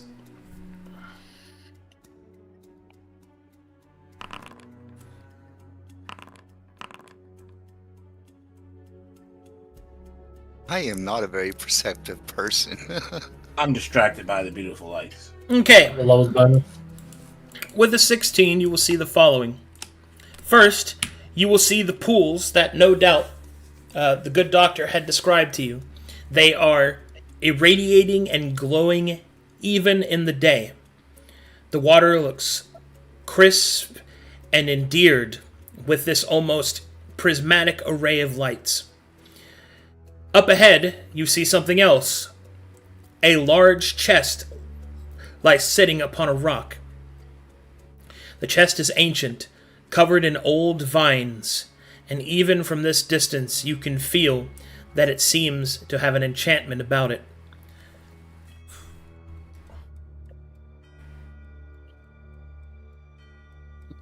I think I see a way to get into the water from the other side.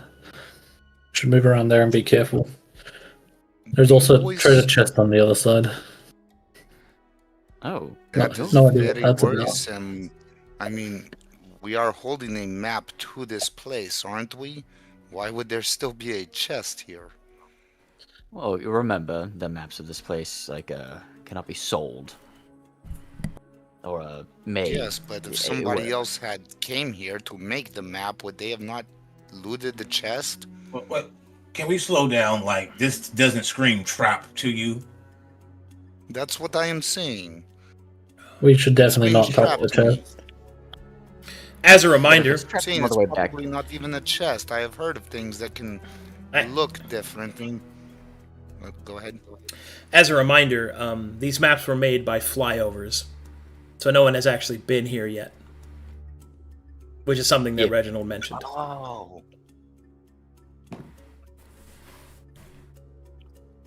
At least, nobody that made the map that you're holding, as far as you know, has been here.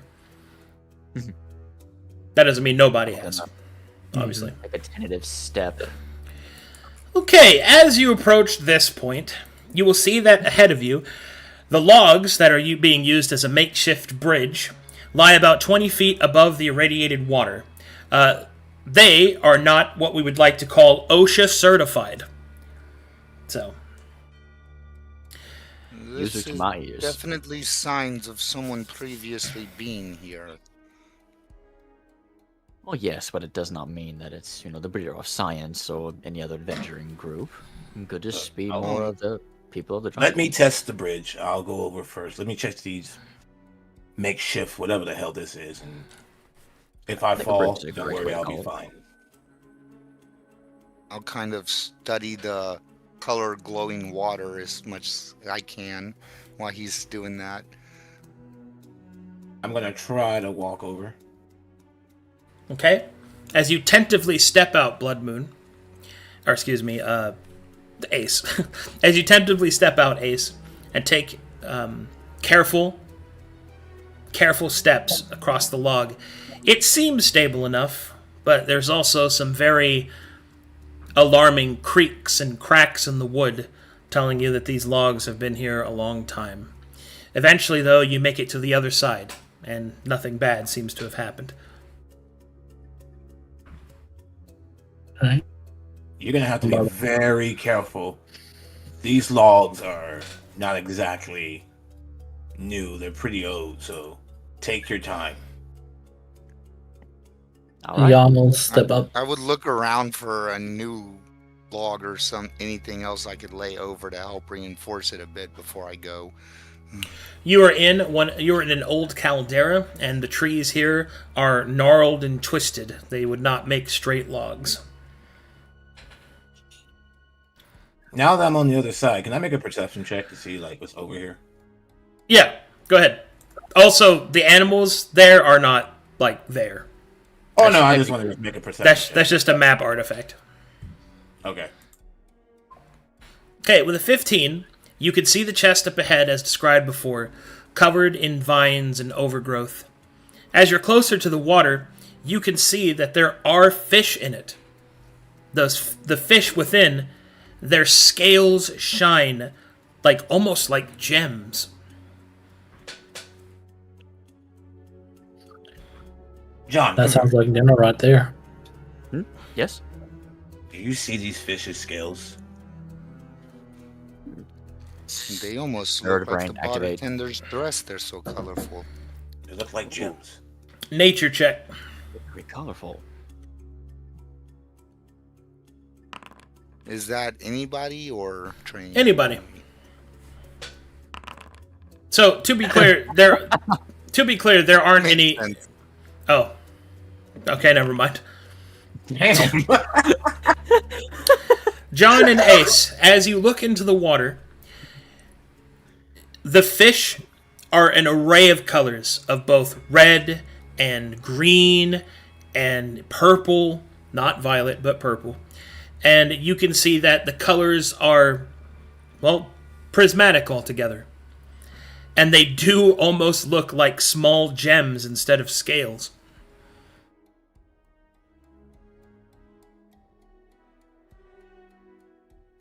I'm not one to mess with nature, but Th- we could probably Oh, well, I salvage am. This definitely well. looks like the right place we are supposed to get the water sample from. I do agree, and I don't know if we could bring back one of these fish alive. What would it cost to preserve at least the it? scales. Probably would be good to get the scales. All right then. Are there Well. any loose scales around?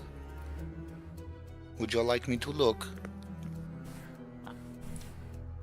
That might be a good shout. I'll kind of look around the edge for loose fish scales or anything. Okay. Investigation check.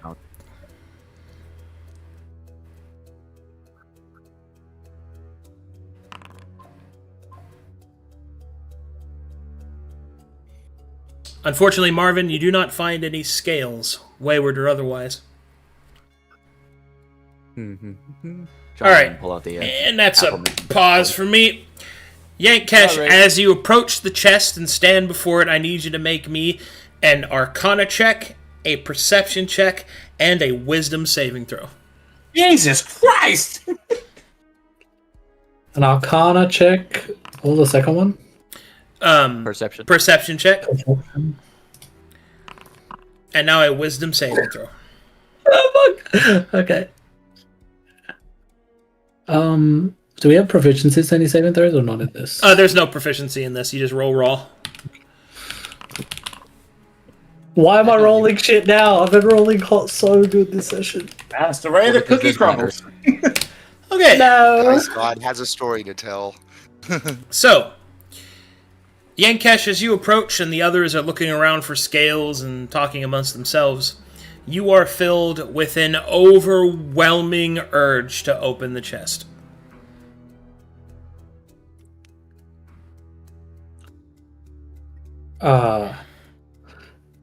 Hold on, Guys, I think let me translate it this way.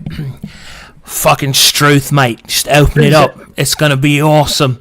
Don't even worry about it, mate. She'll be right. I'll understand, mate. Let's get this going.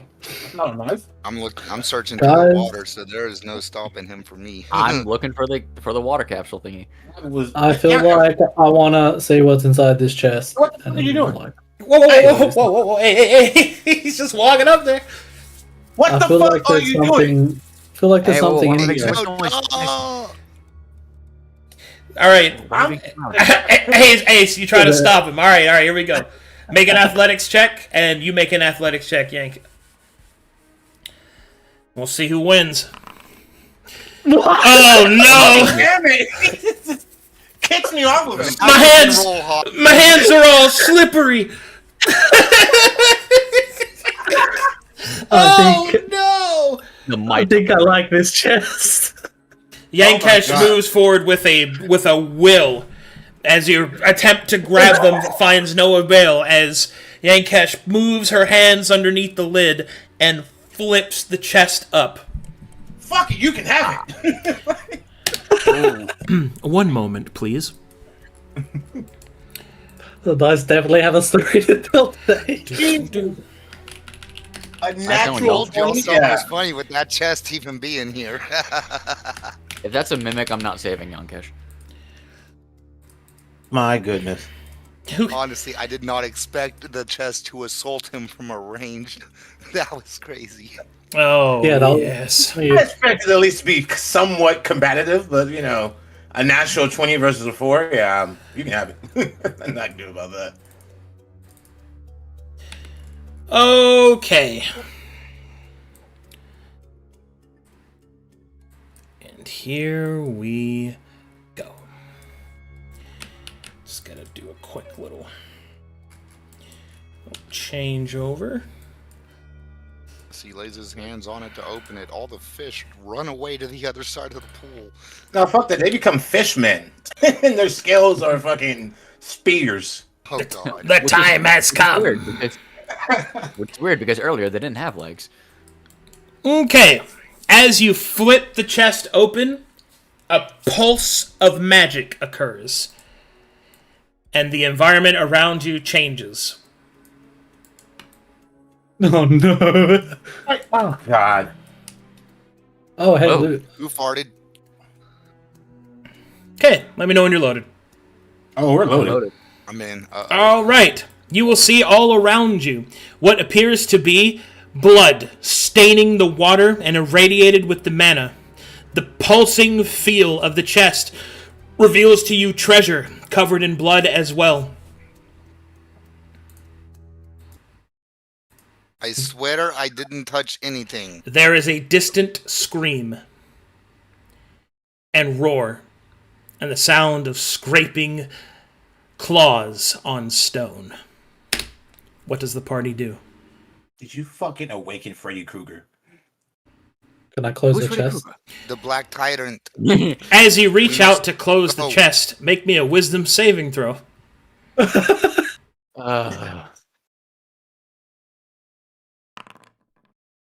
You shake off whatever the strange demure was, and you quickly close the chest.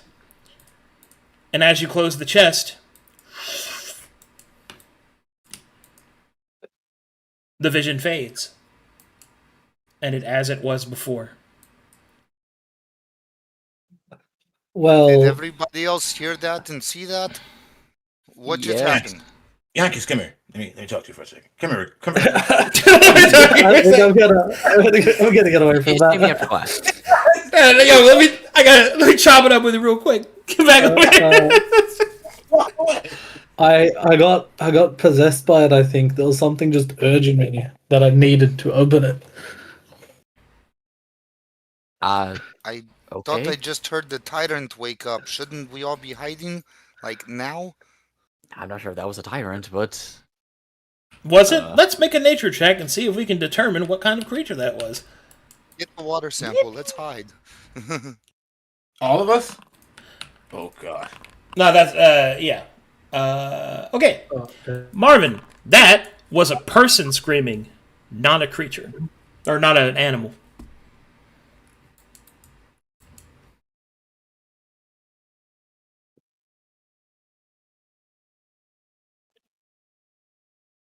All right, let's get the water sample. Okay. Pull it up. Fuck that person screaming, huh? We just gonna get. Yeah, I ain't going out there. Fuck that. We don't have the proper equipment to take that. Oh, That's man. like- Yeah, well, You know, there's really nothing. desperate and bold.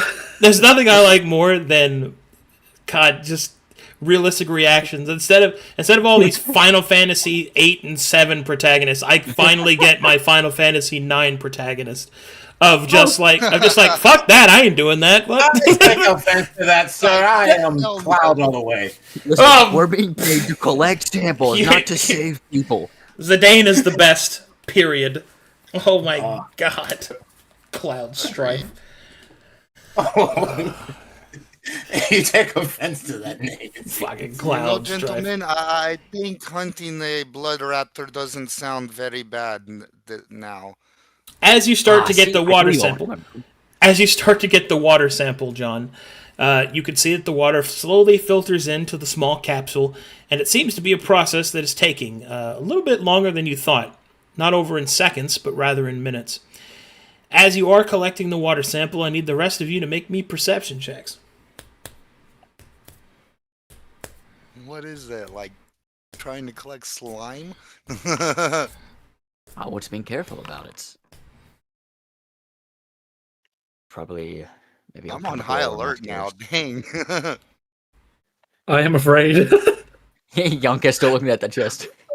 Oh no, I'm not looking anywhere near there. Okay. Ace and Marvin. You both hear movement in the trees around you. Soft movement. Barely audible. Guys, there's something there. I'm hearing things all around us.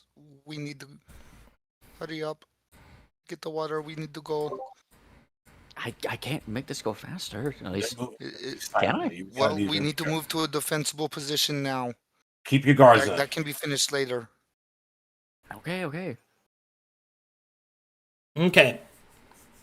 Do you stop collecting the water? No, Okay. John would not. As everyone moves into position, as John continues to focus on the water, the movement in the trees will slowly reveal these creatures.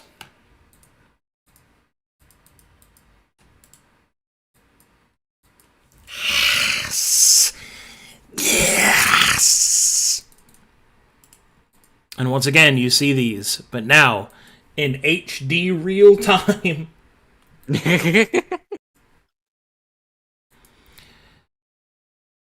As the creatures move forward, they begin to hiss.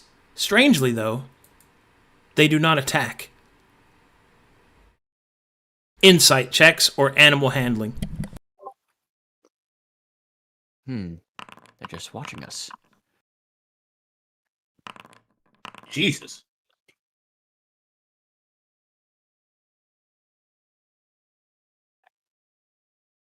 Man, you guys roll like shit, and then it comes to like feelings, and it's like, bro, tell me about it.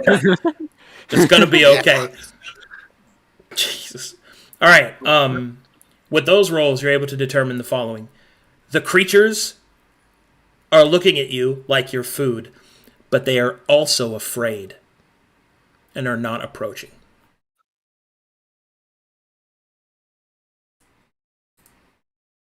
You afraid of the chest?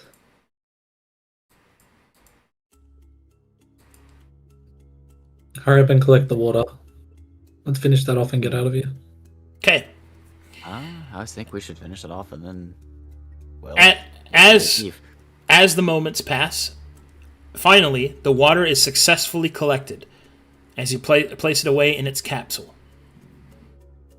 Water sample get. Your quest has been updated. Something tells me once we move away from this test that Fucking food fodder. they will probably attack us.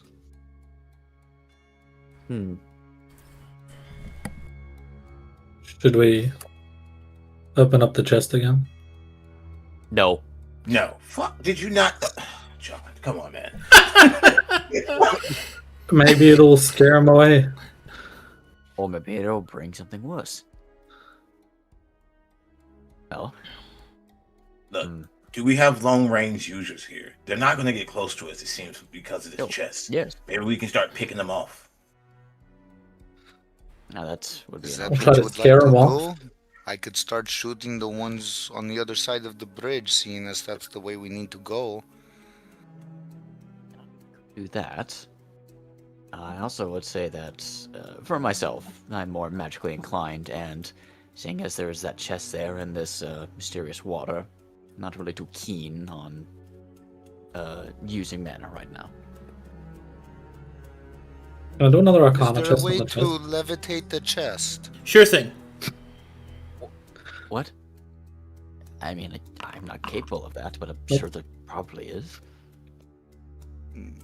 Yangsha, If or any- Yongcash, the mysteries of the chest continue to elude you. However, as you are staring at the chest to study it using your Arcana, make me another Wisdom saving throw.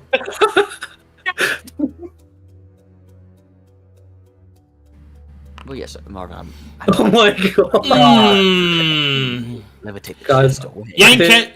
Yongcash starts to move towards the chest. Ace, you're a bit more ready this time. You may make an athletics check with a +5.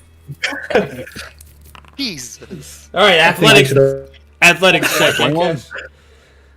Okay, Oh, you got thankfully, the +5 does finally let Ace win as he holds you back from trying to get to the chest.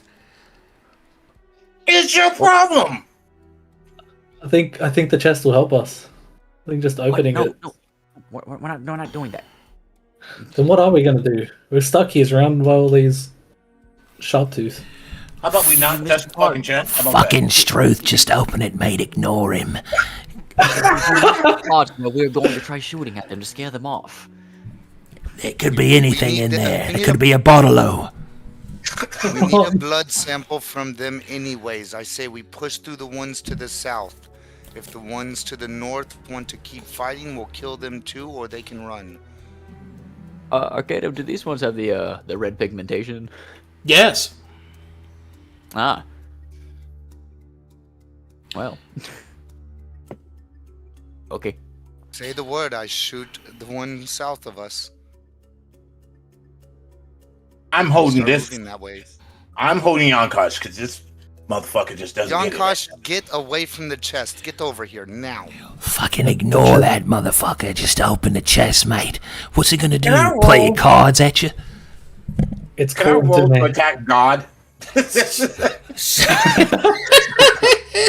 You're speaking my language. Oh, I don't know if I can move away from it by myself. I really want to open that chest. I'm going to pull Yonkosh back next to Martin. Okay. You have one of the athletics, so you do move them. The further and further away you get, it goes from I just fucking do it, mate. It's fucking fair dinkum. oh, maybe you shouldn't do it. No, it's fine. And then finally, the effect leaves you, and you have control of your senses again. Ooh, okay. In the not looking distance, at that though, at the right back now. of your mind, and towards the chest, you do hear. Ozzy, Ozzy, Ozzy. Oi, oi, oi. Oh my Start aiming god. my bow. Say the word. Well, hold on. Let's make sure Yonkosh is fine. And I'm going to reach back for a slap like Goku slapped Frieza. Are you okay? Yeah. I'm not going to the land down under just yet. Oh. You better take I don't cover. What the? I don't know what that means. But I don't know what that means.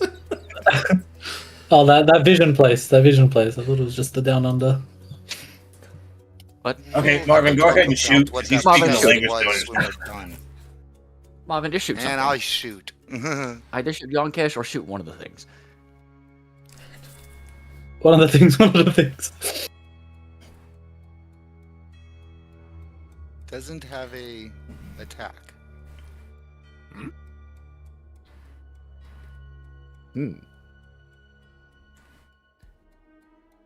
I only see a button for damage, not for.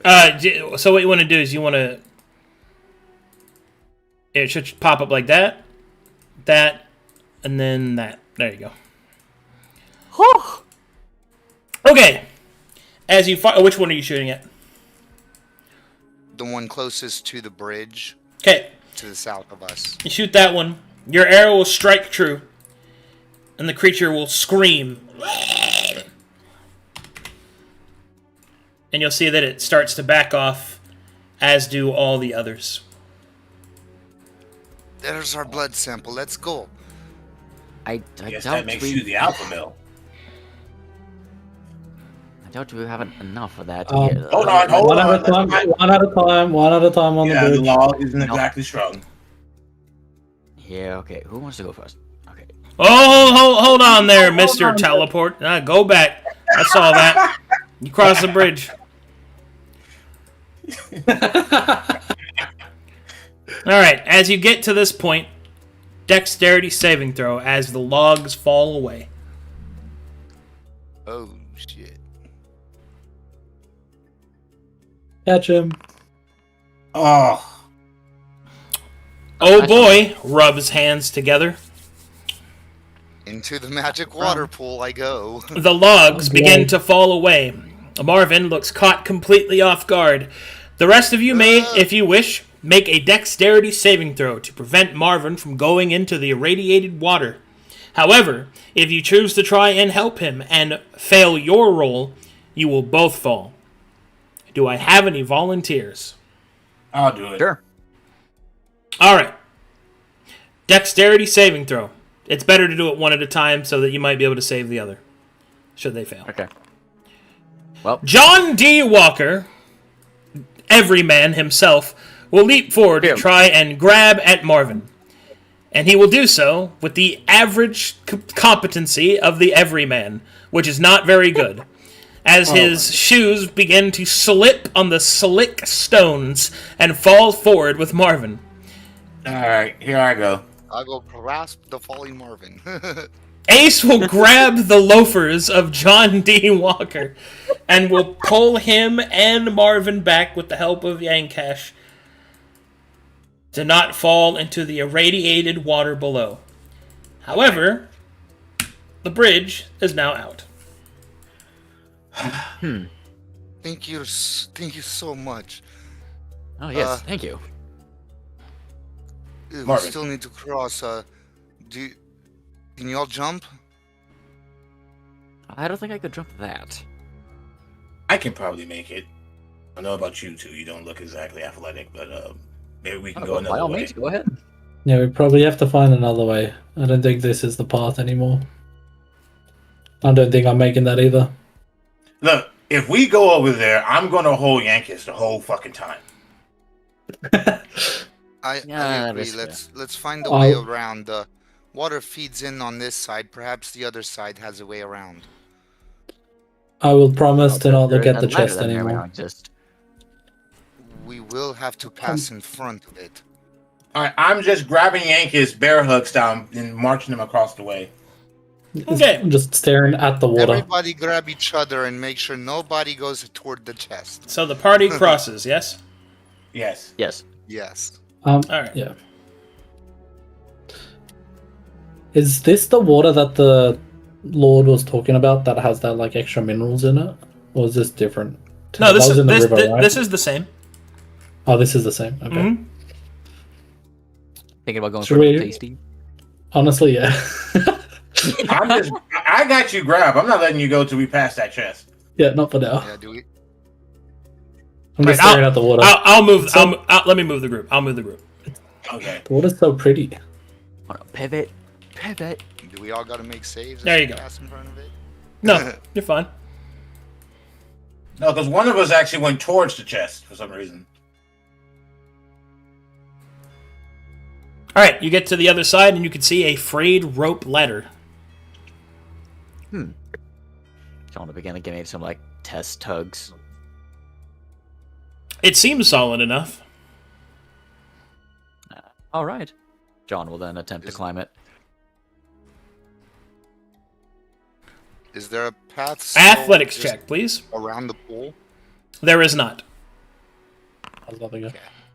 Oh my god. Can I try to catch him? Arcana. Well, thankfully, the DC to climb a rope is 5.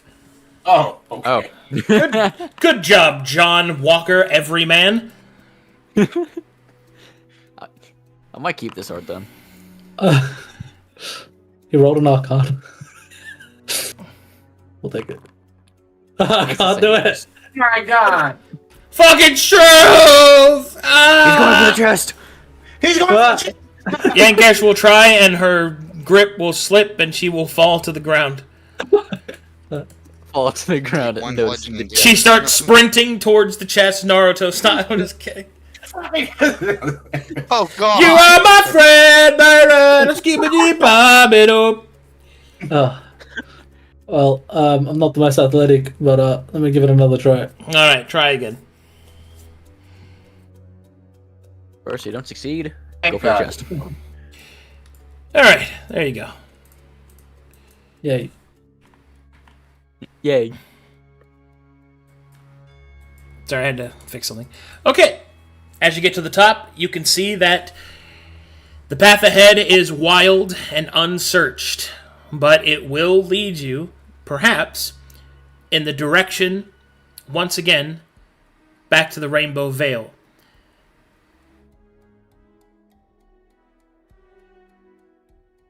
Does the party continue? Right. Yeah, John has the map. The Rainbow Vale was the town, correct? Was the The tavern? tavern. Yeah. Alright. We still need to get a sample of blood. Indeed. Do we want to try to track down the? I'm sorry, I want to get the names right. The Quicksilver, the Quicksilver Sharp-Tooth Sharp-Tooth? Raptors, or do we want to double back around to the beginning of the pool, gather the blood sample, and head back? I can try to jump back and forth and get the blood sample. We still have a lot of daylight left, so honestly, we could potentially try to hunt Well, one. if it was or the try to jump find back where and those forth, ones we went. probably should have done that before we crossed in front of the chest. Well, Well, Too late now. it's too late now. John would then. The blood Yeah, stain on that's the what I'm saying. the blood stain on the ground wouldn't be sufficient for a blood sample anyway. There's a reason you were Then, given a yeah. syringe. John would pull the syringe. He's like, we were There were, supposed to pull 3 this. I don't think that blood would do that. There were 3 still that headed off in this direction. Should we track them down before we take the path back to town? Do you To know the how to tavern. track them down? Survival checks? No, but we did just see them. They do leave footprints, don't they? Well, We could just at try. least try. Can you track the blood prints accurately? Try survival checks. I figured. No. John D. Walker, everyman, will look around and will spot broken plant branches and indeed the telltale sign of a sharp-toothed Quicksilver. The trail. John. Dinosaur specialist, man. You truly are a jack of all trades, aren't you, John? Yes. I'm quite prone to walking around. So Like I, an NPC. Like, seriously. Oh, yes, I am proud of walking around. All I right. think that enemy got to the point. Does the party decide to follow the trail of the Quicksilver Sharptooth? Yes. John wants Yep. to. All right. Wants one. Yeah, we only got So our be it. objective so far. So be it. And so the party turns the tables on those that would hunt them to hunt the hunters. Will they succeed in gathering their blood sample? Find out next time on Claws and Chaos. Yay. Will John have a new Yeah, what a good first episode. That was wild. John Everyman. I'm John. John Everyman. I want nothing to do with that. Leave it a theme song for John. Leave it a theme song for John. And then the character art has really grown on me now. It has grown on me like a fungus. They think get rid of it. Now I look at him, it's like, Burn it oh all. god, look at him. It's John Everyman. Ace, you awake to that. Oh god. Alright, let me see if there's any fan art, because I kept skipping it last time. I want to see if there is any. If you have any, go ahead and post an art. If not, that's cool too. I'll give it a couple minutes for people to post. If not, then we'll go and wrap stuff up. But Jeez, I'm surprised I managed to make it through this session without summoning my familiars. I mean, this session was very much social and exploration. It was very nice. There'll be plenty of time for combat. Believe me, there's I gonna don't be. even have my songs yet, so we'll figure that out. Marvin's goal is to make a theme song for John after this. John needs his own theme song. John, every man. Every man. John, every I'm man. liking the idea of that. I'm All right, probably needs gonna to end up happen. making one for each of y'all. All right, doesn't seem so. Alrighty, guys. Thanks for watching and supporting the channel. Thanks to the players for playing. Thanks to everybody who showed up today. You guys are great. We'll see you guys next time. Let's see. The next game I have is tomorrow is Edge of Twilight, and then followed by that by Community Night, and then on Sunday I have I've still got to get used to my own schedule, apparently. My game on Sunday, which is Serpents and Sincerity, yeah. Alrighty. Thanks, guys. Thanks for watching. We'll see you next time. Bye, everybody. Bye-bye.